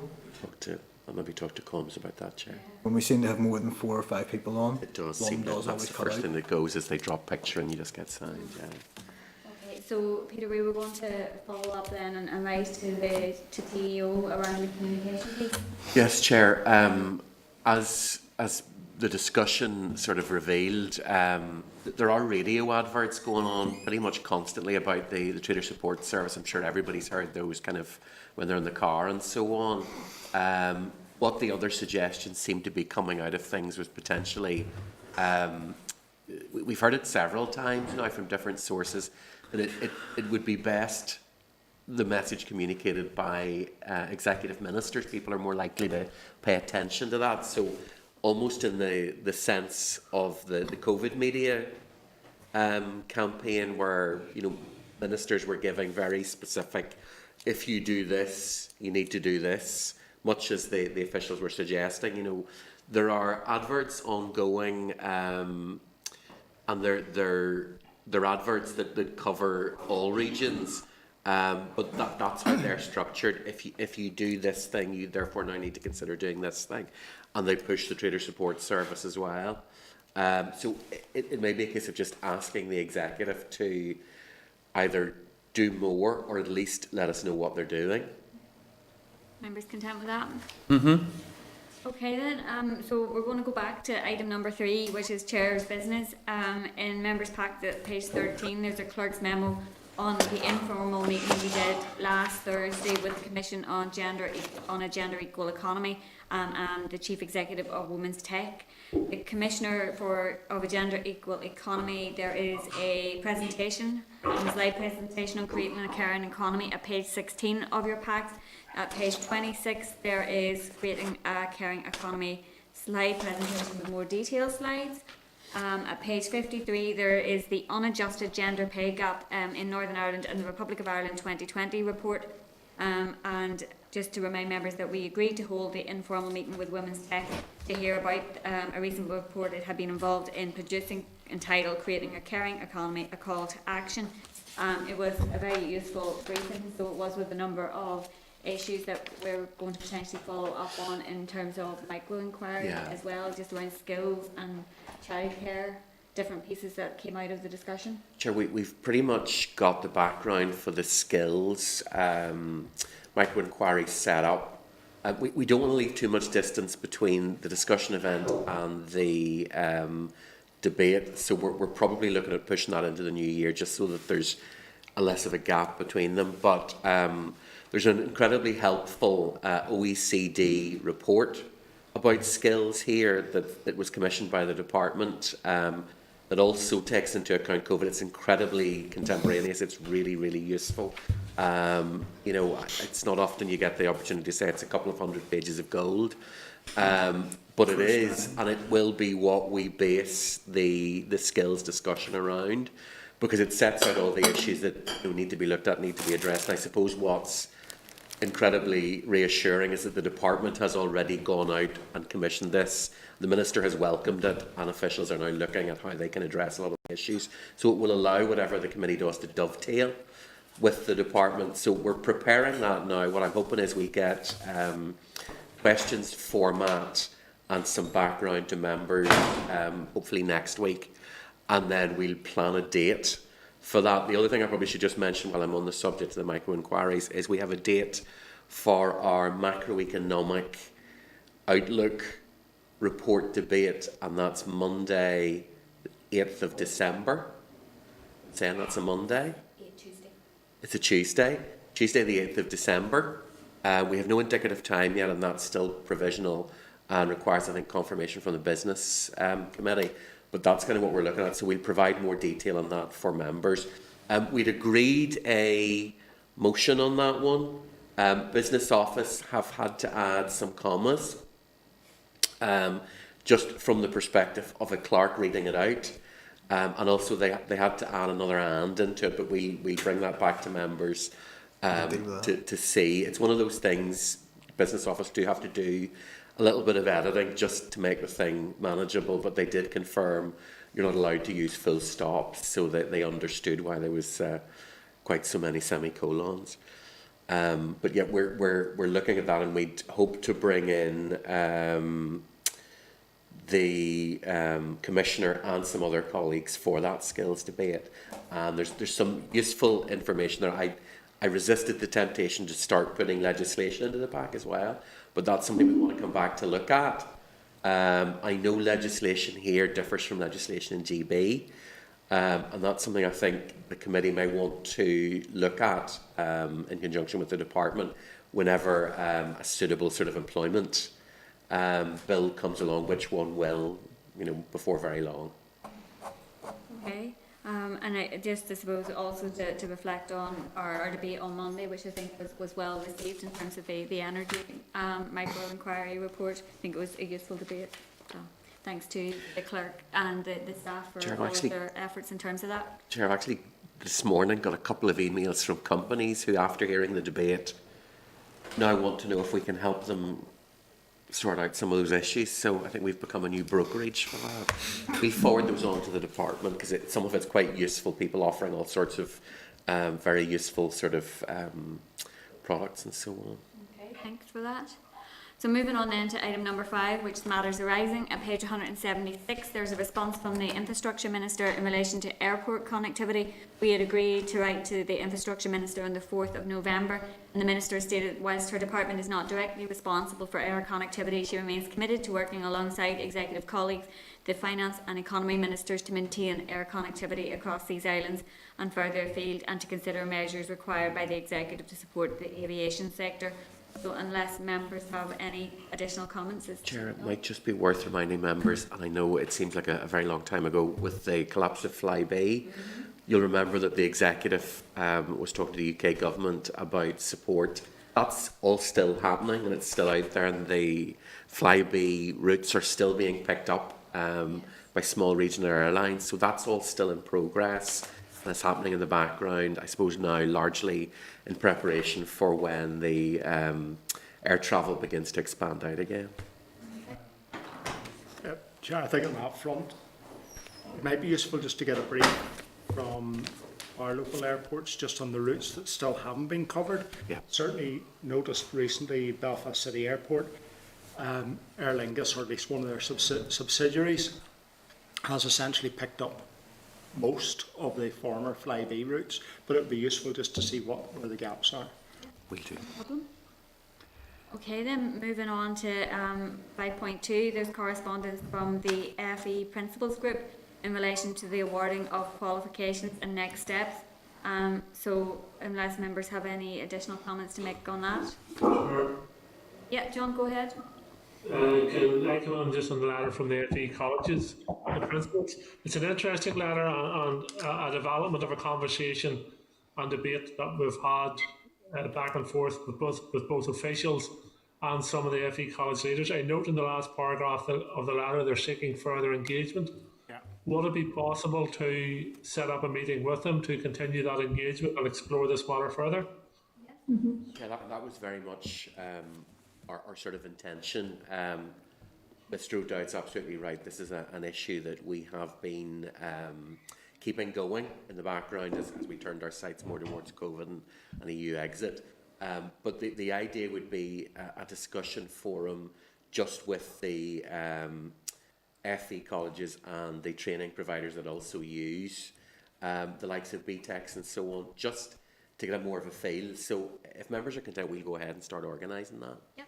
Sure, again, this falls around it. I've raised a number of questions with the Minister around this, and it is an area, I believe, where some time ago, essentially FE colleges relied on Northern Ireland examinations, and then for a variety of reasons seem to have got bought into UK-wide or commercial providers. And I think the argument is that there's a desire perhaps to move back to more locally based examinations, and that would appear to make sense for a range of reasons. Okay, thanks for that.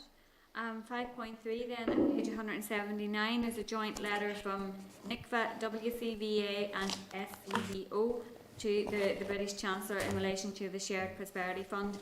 We obviously had a briefing from NICVA last week. Just ask members to note the issues that are highlighted on page 80, and if members would be agreed that we write to NICVA to seek an update when they receive a response from the Chancellor. That's fine. The announcement on Shared Prosperity Fund is today, isn't it? That's what we're hoping for. That we've got other correspondence chair later on that too, so I'm hopeful we get some answers. Are we making that an agenda item for next week? We've got more we want to do on that one. So there's another letter, as I say, further on. Get on. Okay, thank you. Then at page 3 of your table pack, there's a letter of thanks from the President of NUS-USI, Alan Farron, in relation to the work the committee has done in raising issues relevant to students and the steps taken to work these issues out. And Peter, did you get any? This week has proved to be a really very, very difficult week to organise anything, so we are still pinning down, meeting with the, and I don't think we said it previously, but I also think Dara Chair, because they have Caffrey, and it hadn't really crossed my radar, but I imagine, although the policy lead obviously lies with Dara, there's a students' union and so on there that we haven't communicated with before. And if members are content, I might just make contact to see if there's anything we're not getting that we should be aware of. Yeah, absolutely. Okay, thank you for that. So moving on then, at page 4 of your table packs, there's correspondence and a report from NILGA in relation to the EU successor funding. The committee obviously has received previous briefings from NILGA, one on the 21st of October, about the role of local government in tourism strategies. It's hoped obviously there will be the announcement around the shared prosperity fund today, which will respond to some of those issues that have been raised by both NILGA and NICFA. And as we said, we'll bring this back to committee next week. So moving on, if members are okay, we'll move to item number 10. There is an SL1 on the Employment Rights Northern Ireland Order 1996, Coronavirus Calculation of a Week's Pay Amendment Regulations Northern Ireland 2020. There is a clerk's memo at page 43 of table papers. There is correspondence from the DALO at page 45 of table papers. The department proposes to make an ASR under powers conferred by Article 24(4) of the Employment Rights NI Order 1996. The purpose of the statutory rule is to continue to provide greater certainty in the calculation of a week's pay and to ensure that furloughed employees do not lose out as regards certain statutory entitlements when which relate to the termination of employment by having been furloughed if their employment is terminated while or shortly after they've been furloughed under the job retention scheme. The SR will be subject to negative resolution procedure before the Assembly, and this is the committee's opportunity to consider the policy set out in the SL1, as it's not possible to amend the rule once it has been laid. So, are members content with that? That's very welcome, Chair. Absolutely. Thank you. Okay, so we are moving back then to item 6, which is correspondence. At page 182 of your pack, there is the Minister's correspondence in relation to the Postal Administration Rules Northern Ireland 2020. So while DFE has lead on insolvency, the focus of this is court proceedings, and therefore the Department for Justice will lead on the legislation. The Postal Administration rules will bring the North into line with Britain, where rules have been introduced. They set out procedures for the postal administration processes under the Postal Services Act 2011 and are designed to ensure the continuance of the universal postal service in the event that a company providing that service is at risk of entering insolvency proceedings. So as to note, unless members have any comments. Chair, it'll come to the Justice Committee, and I know they may well seek a view from the committee on that one. Okay. Thank you. Thanks for that. Then at page 83, there is correspondence from Ulster University giving us an update on the number of positive COVID-19 cases and their information gathering. So again, it's to note unless members have any comments. It's relatively low, isn't it? The number is very low. But obviously, people are not attending. Online learning. It's online learning, so the risk of getting it at the university, I suppose, is very low. So, that's good. Thank you. Thanks, Gordon. Then 6.3 at page 184 is the 29th report of the Examiner of Statutory Rules. Are members content to note? Great. And then at 193 is the 30th report of the Examiner of Statutory Rules. Are members content to note? Great. Yeah. So then at page 17 of our table pack, there's the statement from the Minister of Finance in relation to the November COVID funding exercise. The department has received 137.7 million in that allocation, which includes a company directors scheme which is at 20 million, a top up to the large tourism, the hospitality, retail and leisure businesses will get 5 million, a scheme for web hubs which is 10.6 million, a scheme for B&Bs which is 4.1, a 3 million extension for the digital selling capability grant through Invest NI, and a high street voucher scheme which has been allocated £95 million. And I think there's been significant commentary, particularly around the high street voucher scheme and what it is actually designed to do. And I think it would be useful to get some further information around that. We are going to seek some information from both Jersey and Malta, where similar schemes like this have been rolled out, and apparently both the governments in those countries have indicated that they're repeating their exercises of schemes because they were successful. Chair, Jersey's was a chargeable card, much like what's been suggested here. Malta's was coloured vouchers that were, there was blue ones, there was red ones, and they applied to different businesses. And you could only use it on local businesses, and it was designed so that you maximised your use in your own local area. With the Jersey one, the card can be limited to the sorts of places it can be used. I was hoping to get a bit more from them, but their government websites are structured in a way that you've pretty much got to live in Jersey and have a registration number to get into the bits you want to get into. But from what I understand is that people have this card, they keep the card, it can be charged up centrally, so they're able to use it not just for this, but for a variety of other things as well. So it sounded very clever, but I'm going to try and get all of the sort of official background notes on that. But Jersey closes down very precisely at 5 o'clock, and you can't get people. Oh, okay. Chair, in relation to all of the schemes which are relevant to this department that you read out, we need to keep a very tight eye on what is happening. It would be important that we now get a very detailed report from the department on how they propose to roll out each of the schemes for which they've received funding, to continue to identify the gaps and to try and work out how those gaps can be filled. And particularly in relation to the card scheme, and it is early days at this stage, but I think from day one, and if we count today as day one, this committee needs to be receiving weekly briefs in respect of how the department intends to progress this. It is fraught with difficulties. It's got certain radio programmes written all over it in terms of scandal. And we need to put a very clear marker down now. I'm not expressing a view one way or another in respect of support, although I do have some private views in respect of it.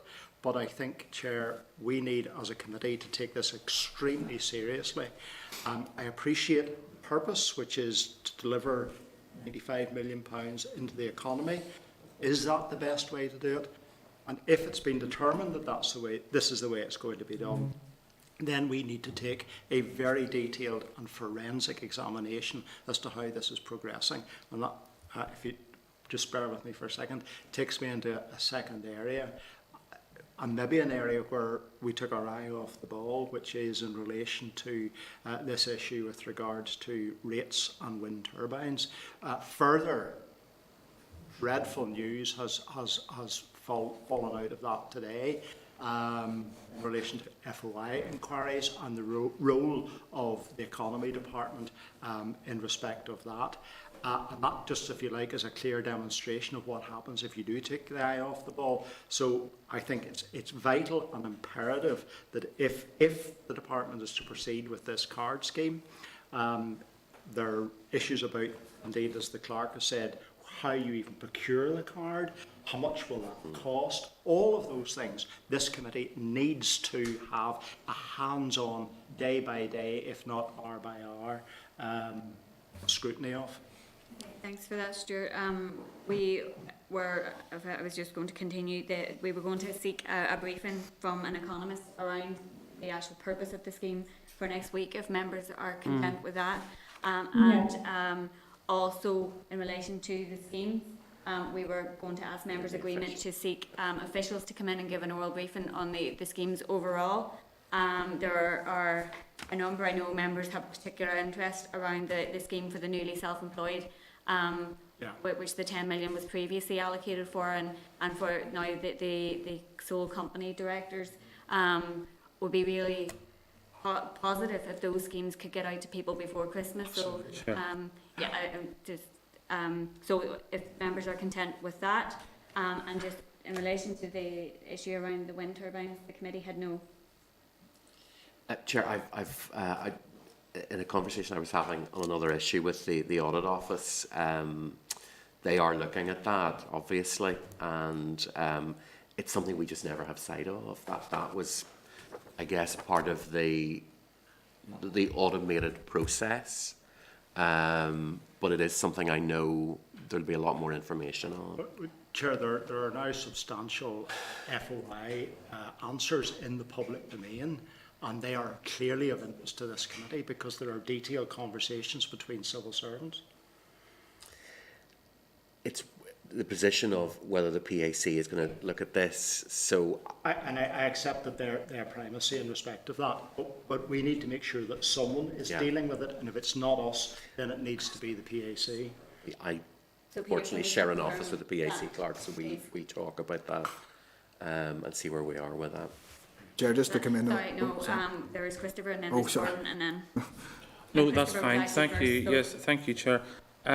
When this statement was delivered in the House, I asked, I beg pardon, it was at Economy Questions, I asked the Minister how much she had asked for from the Department for Finance in terms of this allocation. Now, she's been allocated 137 million for the department. My understanding, her answer to me was that her ask was considerably more than 300 million. I have heard a figure of 390 million of an ask.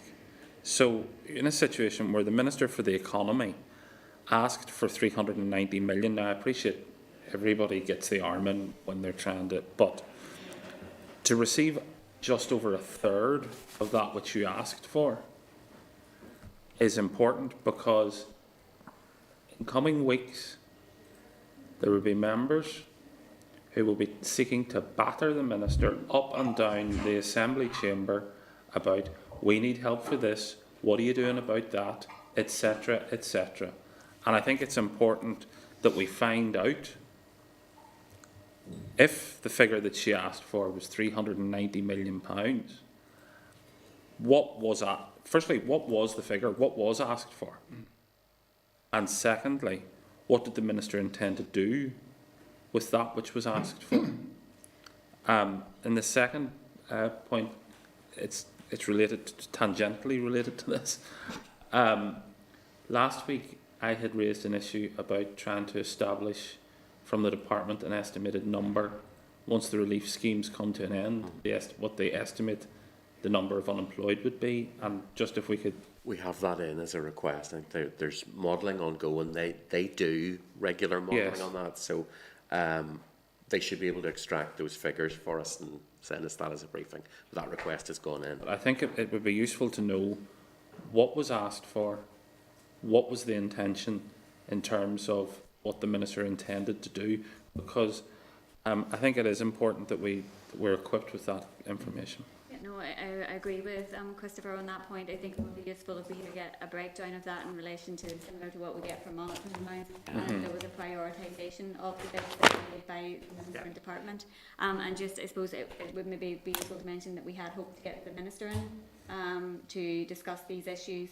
Peter, do you want to give us an update in relation to Chair, that? we have the Minister scheduled for the 16th. We did ask for the Minister. The response was that the Minister wouldn't be available and would be more in a position on the 16th to be able to talk at length about the fallout from all the schemes, how the schemes will work and so on. We've already agreed to bring up officials next week and get the Economist in about the voucher scheme. So it'll be a case, I suppose, of from that information where members want to go. I think it's useful to get the technical side. Members will recall we got a really very good briefing on bids. Previously it was September. The document was very clear, was very useful. If we could get something the same as that, that would be really, really good. And get the officials that can talk through it as well. Because it's so much better to get those questions answered at the time. So if members are content, that's kind of how we'd approach that. And then we can sort of look again if we want to bring the Minister in again before the 16th. I think, to be fair, if you're putting schemes like this together in a matter of days, I think if she comes in on the 16th, at least it'll have been rolled out for 2.5 weeks. So I think that's fair enough. I think, Chair, if we have the officials next week to at least give parameters, rationale and so on, and the process, because I think that's going to be one of the key things is the process of getting the money out the door. But also, it would be wrong of me to not also flag up the balance of that being the faster a scheme is organised, the faster we put a system in place, if it's not already an established system, and even if it is, there's always the potential for error and an ineligible payment. So I just want to just put that on the table. Speed will incur error. Yes. And we just need to be very clear that we're aware of that, and we'll work with that. But we'll proceed and try and get that organised for next week. The bids paper, there should be a bids paper there, and there was no issue having it before. So I'm going to go into that with an optimistic view. Yeah, and obviously there is significant public interest in these issues, and so the Minister should address them as well. Peter, just in relation to the schemes that are ongoing, yes, could we get an urgent response in terms to what has been paid out so far, in relation to particularly Part A, but how is Part B going? And a time frame for when it is expected that the newly self-employed will come on stream, because that one has been promised for a few weeks now. Yeah. Right, are members happy enough with that? Yeah. Sorry, Gordon, you were similar points, Chair. I suppose I'll rattle through a couple of specifics so on, but on the wind energy, I think, this has gone on for so many years within this committee, and we do wonder about the capability and the ability to deliver on such schemes. Things need looked at and reviewed, but we want transparency and we want accountability on these issues, and any loopholes that exist and have been identified in schemes need to be closed out. We want to stop recurrence, and there are hard lessons have been learned about mistakes that have been made, and everyone makes mistakes, especially when they're under pressure. But when you make a mistake, you've got to take action to stop it and to ensure that it does not recur. And that's what we want to see in relation to that. And we are all outraged at there's overpayments that are made in relation to wind energy and so on. It is not acceptable and must be addressed. The other schemes, I think we all welcome the report this week, and I think it is positive. And in the tide of abuse that we get and it comes our way, I think it's very welcome, to be fair, and the support is there, and it's important that we get it out. Just a number of points. The localised restriction support scheme for the close contact people such as hairdressers. Well, I would like clarification on will those people have to reapply again for this week and the following 2 weeks? Now, my understanding is that they will not have to, but that those that are open this week will continue to get support right through. So I think that's important we get that finalised. The rumours are out there that that is the case. I haven't been able to establish it in any form of writing, so I'd like to see that clarified and we can get that message out.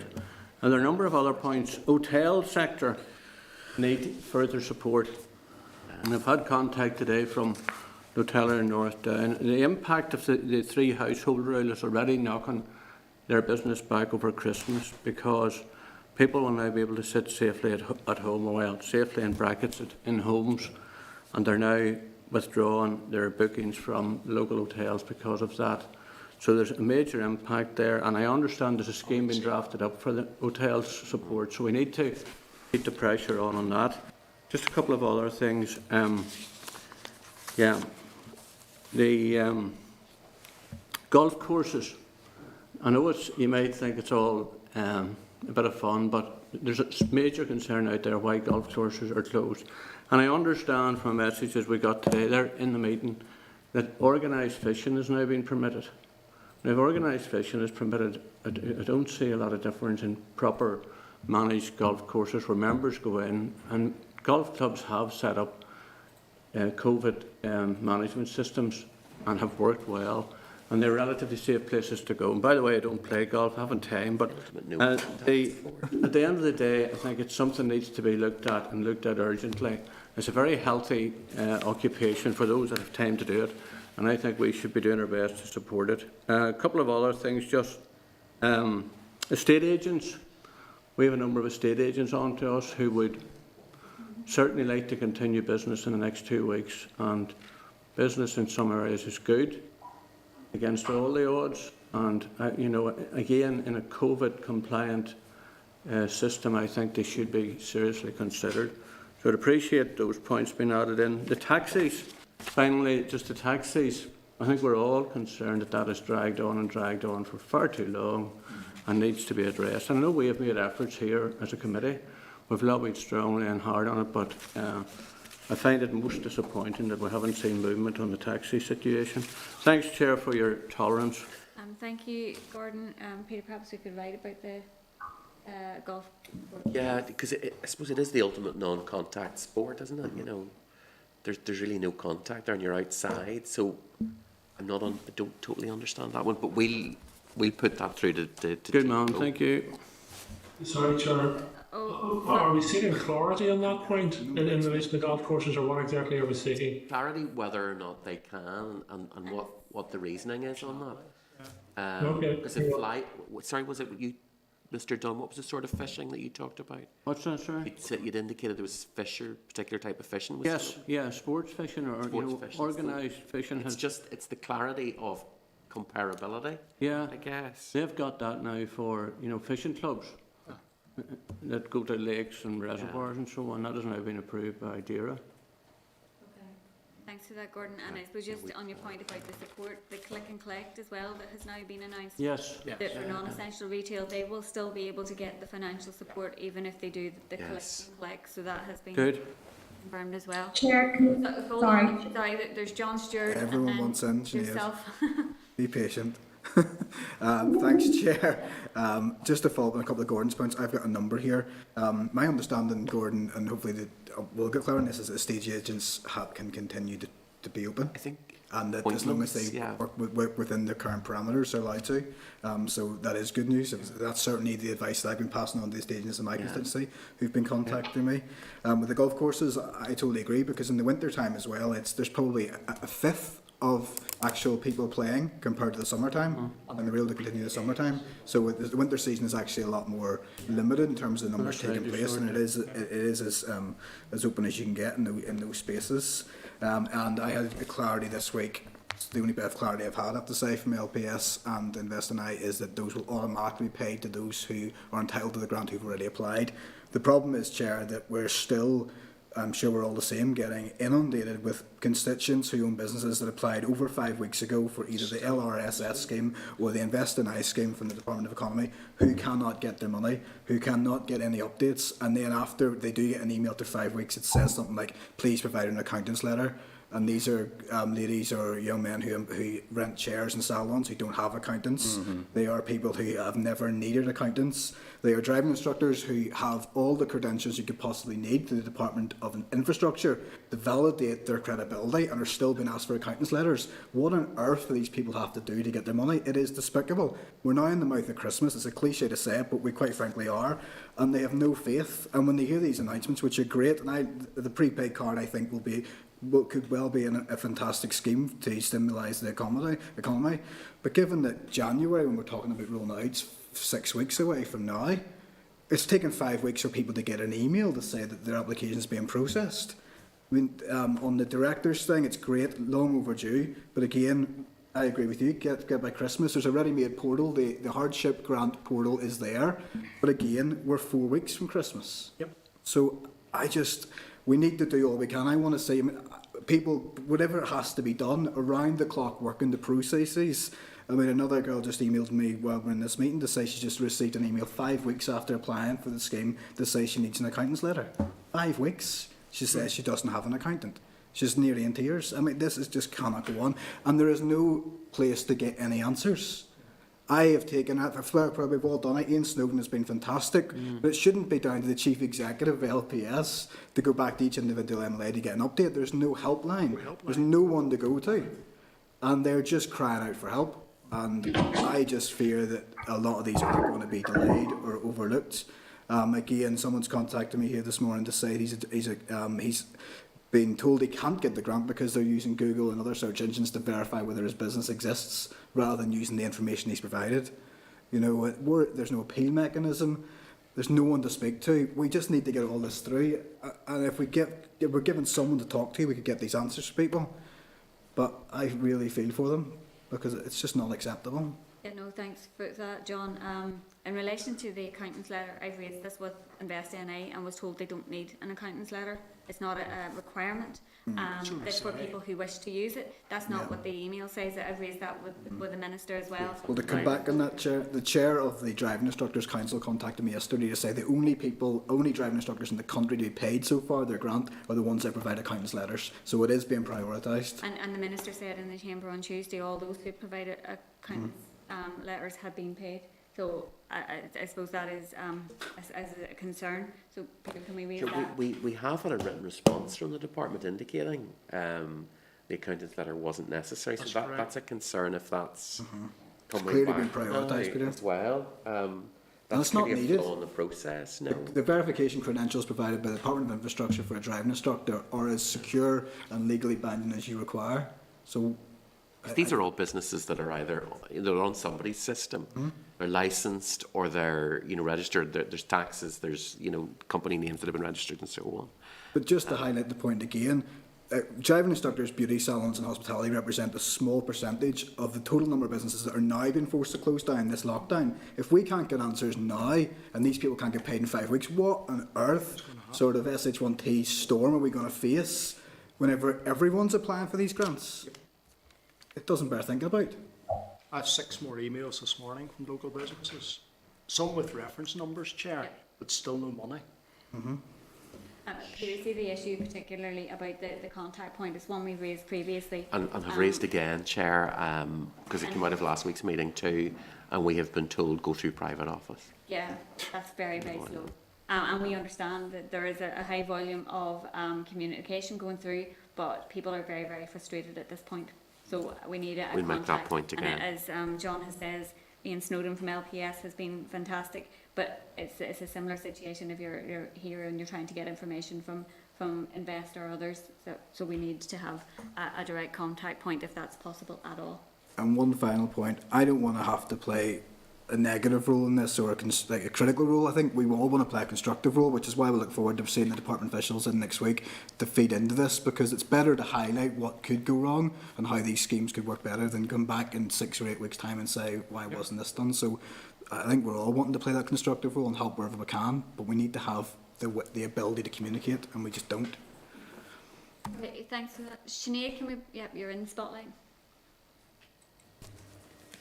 Hi, well, John Stewart actually has raised the issues that I wanted to raise. It was about the delays in actually getting the monies out.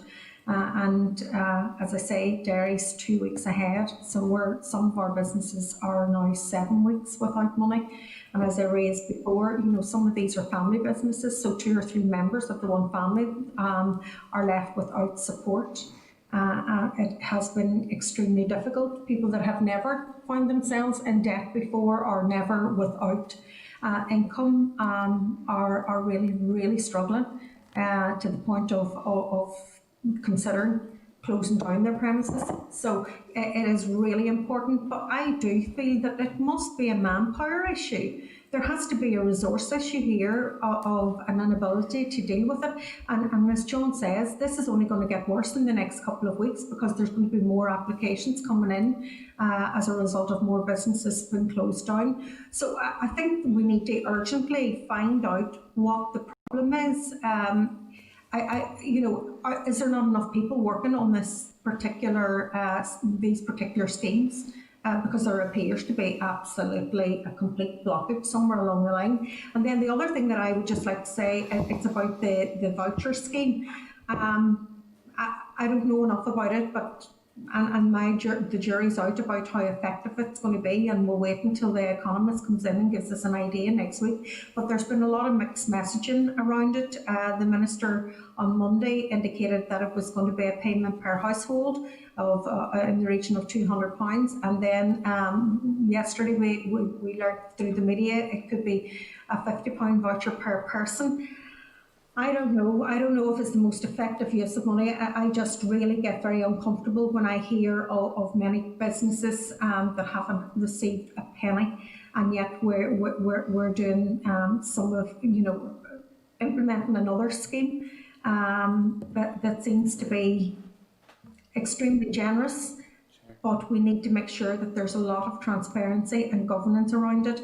I would like to think that this is to help local independent businesses in our high street, and it's not a general voucher that you can use everywhere. A lot of our major international stores, etc., also sell online and haven't been as hard hit as our high street stores that have closed down or have been closed down during the lockdowns, the 2 lockdowns.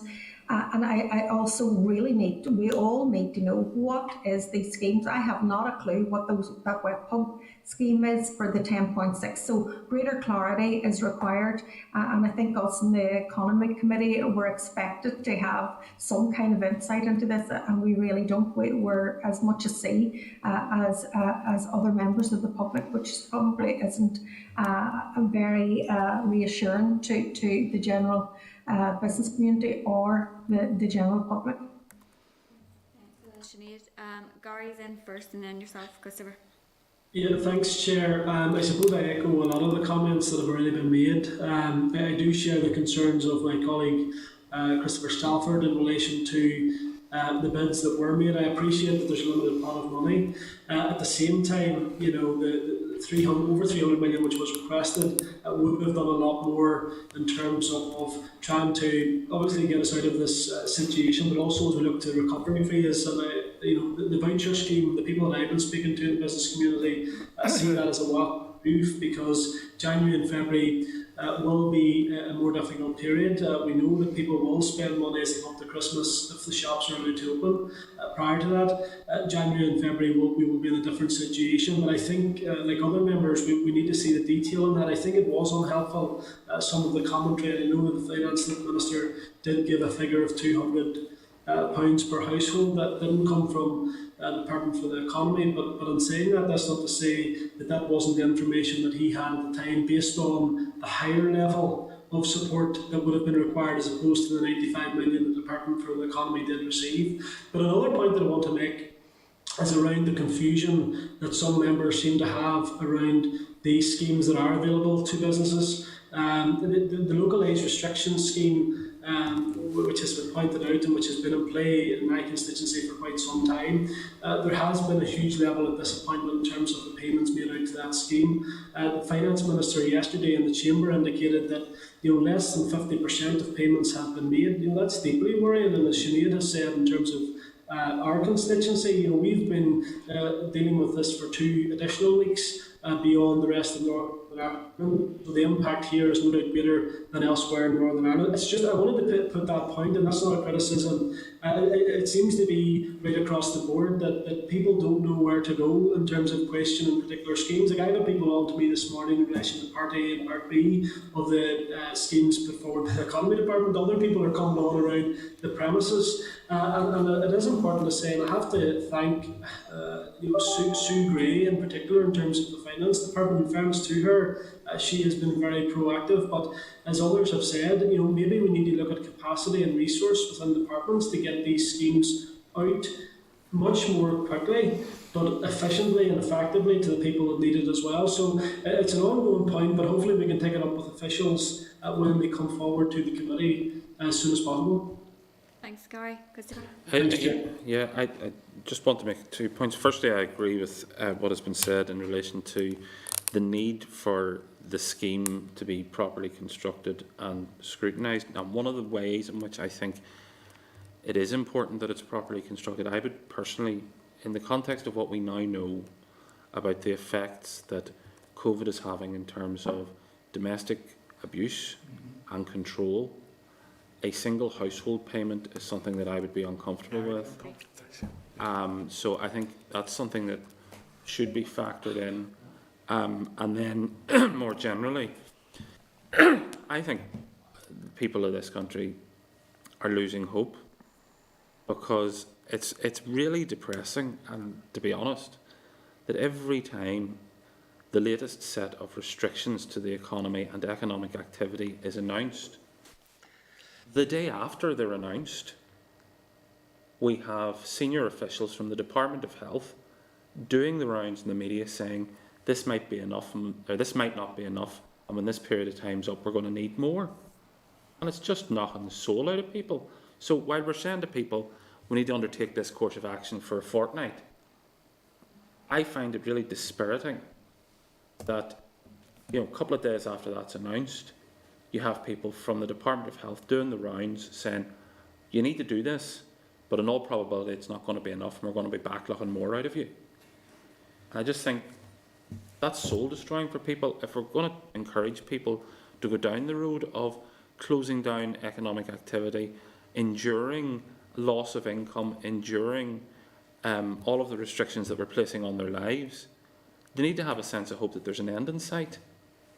And I think that's the job of the Economy Department, certainly. One of our jobs is to say, look, this is hard, but if we undertake this course of action, but it's really, really sad when where we end up in that situation where we're effectively telling people, you have to undertake this course of action, but in all probability we're going to be coming back looking at another chunk out of you. Thanks, Christopher. John O'Dowd? Yeah, I think people do need hope, and I think the best hope we have at this stage is that the vaccination process clears all its regulation and are approved, and that's rolled out. But one of the things I think, and businesses who have had to close have been saying to me, is when they look at the large supermarket chains, many of whom are going to probably register an increased profit for this year, that they're not taking any action in relation to the encouragement of or the enforcement of social distancing, the wearing of face masks, the provision of hand sanitizers, etc. And I think there is a moral obligation, if nothing else, on the large supermarket chains to set the lead in this, because they have been allowed to open. The customers have been going to them because other smaller shops and businesses have been closed, where they could be playing their part. Now, I do note, and I have seen it myself, where some shops are now providing COVID safety marshals, and you can see them blazoned on their t-shirts, and they're standing at the door of the shops and they're engaging with customers and they're talking to customers. Now, I don't expect small retailers to be able to do that because they don't have the financial whereabouts to do it, but I do expect large supermarket chains and large retailers to be able to do it and play their part, because they have been able to open, they have been able to continue to make money while other businesses have been closed. And if they played their part, it would actually reduce the spread of the virus and allow that space we need to give to our health service. And then it goes back to Christopher's point, where businesses can have that opportunity to open up again in a way. But I think we're in a position now where the best hope we have is the vaccination in the new year, and there's other committees in the Assembly are going to have a good hard task on their hands to ensure that vaccination is rolled out.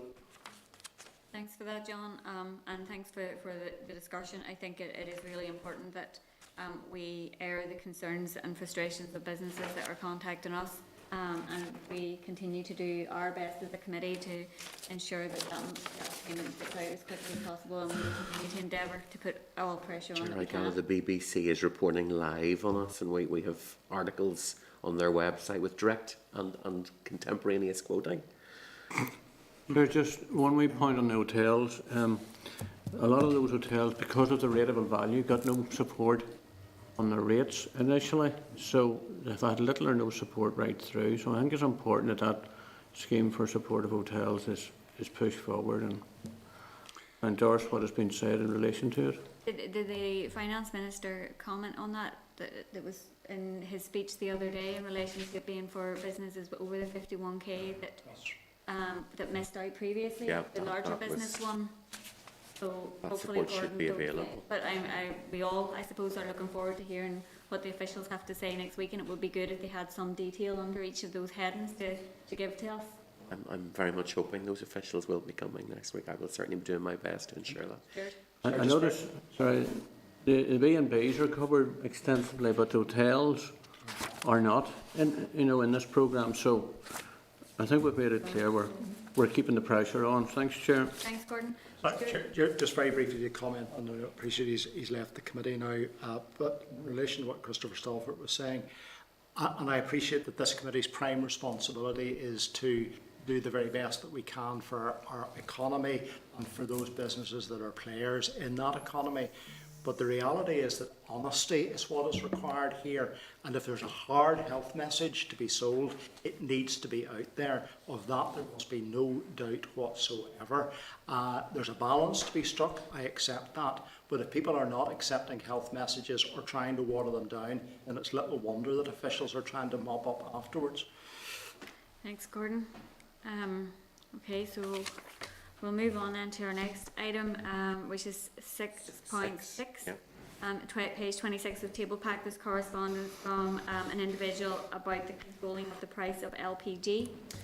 Yep. Chair, this is a correspondent we've had previously, and we did do the research, and there is no control. Obviously, it's outside the committee's remit to launch any investigation into price and so on.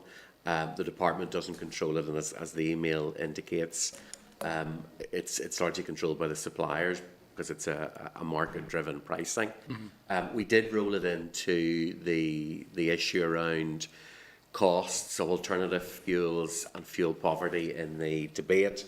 And when I've corresponded with the individual, that's kind of where we were, and he was very grateful for that as well. It's where else we can go with this. It is a market, I don't want to say market failure, but when you've got a small market and only a few competitors, it makes it a lot easier to pump the prices up.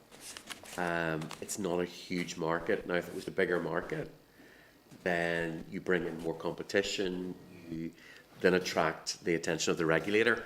It's not a big enough market for regulation either. I was just about to ask, what is the role of the regulator? Doesn't have a role here. They have a role in relation to electricity, natural gas, and water sewage, as the correspondent has indicated. Those are, in relative terms, fairly regulated markets, largely because of the infrastructure they represent and the size. Yeah. This, because it's not attached necessarily to a network, and it's direct sort of sale, it means there isn't that level, there hasn't been that level of control, but it's where you go around that. Is not, Chair, a competition of markets inquiry potentially? I mean, I appreciate that it is a small market in Northern Ireland, but, there are substantial differences in price between here and the rest of the UK. And Northern Ireland is not dissimilar in many parts to rural Scotland and rural Wales, where people, if they want gas, the only choice is LPG. There are only probably two main suppliers in Northern Ireland, and I doubt there are many more in rural parts of Scotland or Wales. I would have thought this is, I don't know what the Competition and Markets Authority, whether they have micro inquiries or whether they cover small niche areas, but could we at the very least inquire?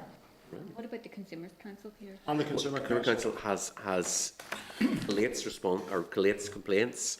You might recall we had their annual accounts in last week, and they collated the number of complaints they get around LPG, but they have no power to act on that. It's a case of dealing the complaints, seeing what mechanisms there are, and when the mechanisms aren't there. So I think probably that's the only place left sort of for us to go, is to write to the Competitions and Market Authority and ask just exactly how this works and can they look at this, because you are, through no fault of local people, they're not able to get that level of competition. The prices here are so much higher. You're talking almost double the price. So if we go ahead and do that, Chair. What about, can we get the department to look at broadening the responsibility of utility regulator to include it? that, Chair, is the other thing. Usually that's there's I suppose a trigger point of usage, the number of people involved in that. I think it will naturally come as we see the alternative fuels and we look at ways of supplementing the renewables we have. In terms of we'll be putting probably hydrogen through our gas system instead of the gas we have, the natural gas we have. So that's where this will come more into play. But just at the minute, it's still a very small market. But it's something we've raised as an issue for the energy strategy, and it's something you would anticipate the department will have to address as part of their alternatives and their strategy, applying to more isolated markets, rural areas and so on, where you don't necessarily already have a developed infrastructure. So it's an issue that's live still. But if we write initially the Competition and Markets Authority asking what sort of role they have here, because there surely must be something more, and then we'll take it from there. Okay. Right. Thanks. Thank you. Okay, so 6.7 then, at page 27 of your table pack, there's correspondence from an individual about universities and the spread of COVID-19. Peter, I'll let you take this one. Yeah, Chair, members, I think, have in many cases got direct correspondence from this individual. So we obviously have a lot of information and activity from them. We're in a difficult position where we don't have a remit to tell the universities how to manage students in private rented accommodation. It falls more into the remit of other departments and other committees. I know certainly last night in the news there was a big focus on the activity in the Holy Lands. Members were on as well. There was talk of increasing PSNI patrols and so on. It's something we're in a very difficult position to do anything about, largely other than saying, look, this is not right, needs to be condemned.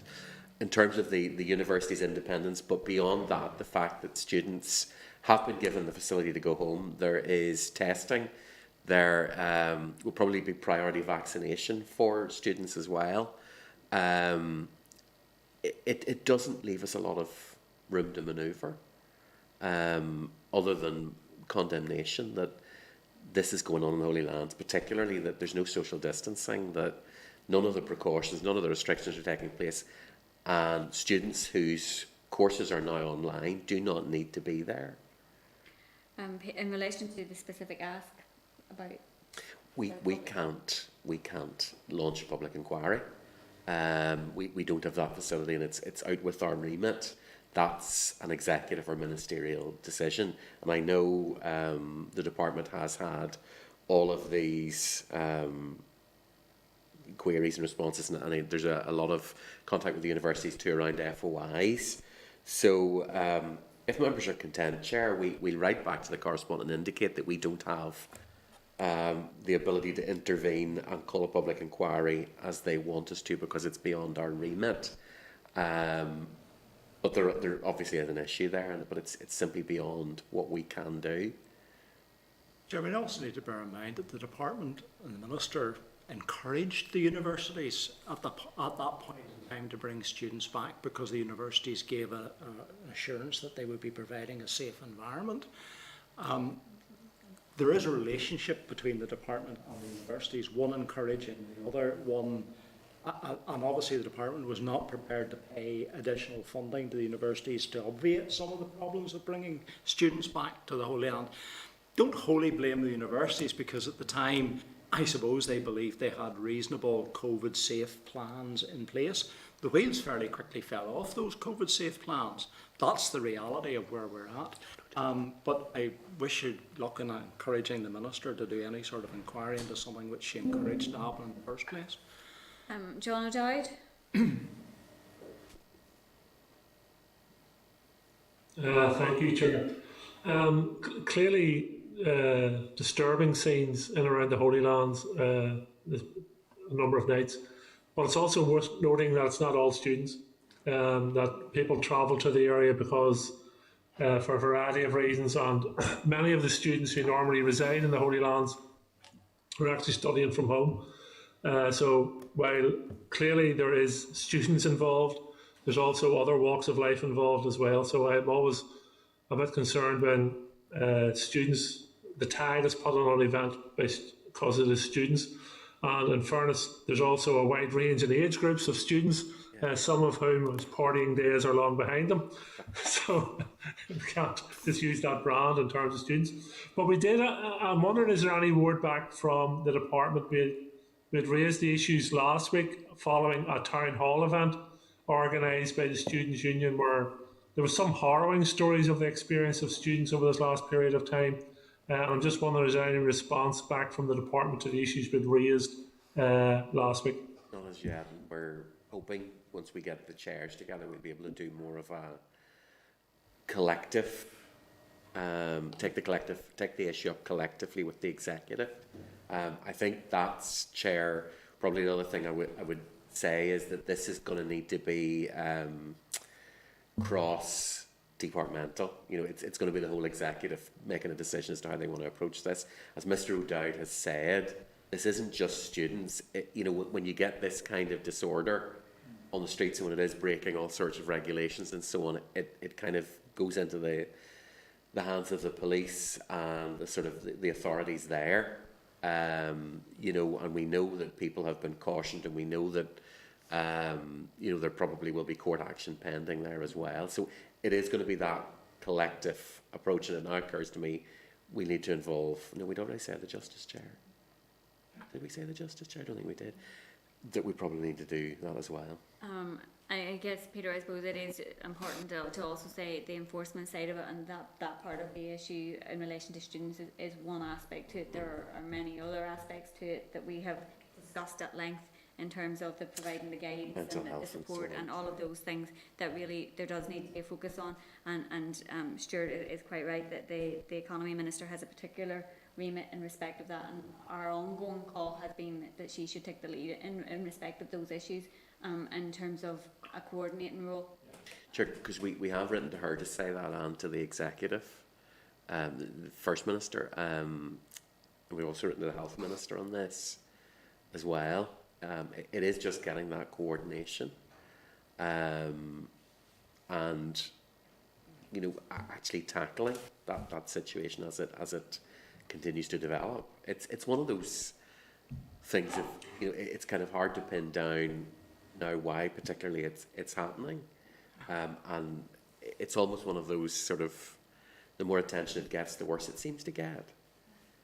But we are, just to answer Mr. O'Dowd's question, we are still seeking that response, and as I say, once we can get a time slot to organise a meeting of all the chairs, that's just been difficult. This week's just been with our debate and the health chairs debate and so on. I think that concerted across the board action will carry significant weight. Okay, thank you for that. Can I just come in, Chair, please? Go ahead, Sinead. Okay. No, I obviously I regret the behaviour in the Holy Lands in the past few nights, and I hope that it stops pretty quickly, as it will have an impact on people's health. Because if students are involved, and it's not all students, as John said, but these students more than likely are going home now in the next few days. And that will have an impact on their families as well. But also, I'm really concerned about the welfare of students, and you know, they've been sold a pup, and their university experience is way below par in what they were told it would be back in August and September. So we have to be mindful of that as well. And I think just we need to keep on pushing the head, so that this is an all government and all department reaction to find solutions as well. But certainly the Minister of the Economy should take lead responsibility. It is in her portfolio for higher education, and we need to make sure that, you know, going forward, the second semesters come along pretty quickly. We don't want to repeat of the first semester, it will do more damage, untold damage actually, to the outcomes of those young people. Chair, just to remind, we're taking a meeting with the universities on this as well, to talk about what sort of action they're taking. Chair, I suppose maybe it's worth saying that if young people don't develop symptoms themselves, there's a tendency to believe that they aren't carrying COVID, but they are taking it home.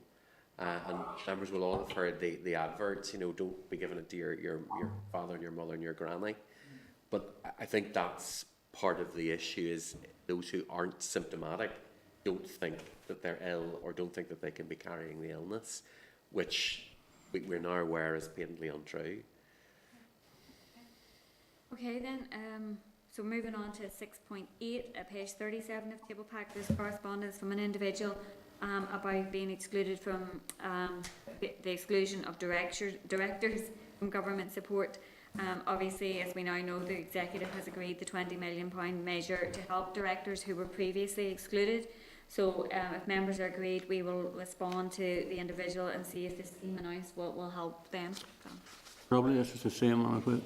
I received the same correspondence what other members have just within this week. Yeah. I think it might have been copied around as well. Yeah, it probably is the same one, but yeah. Thanks, Chair. Thanks, Gordon. Item number 7 then on your agendas is the Forward Work Programme, which is at page 39 of your table papers.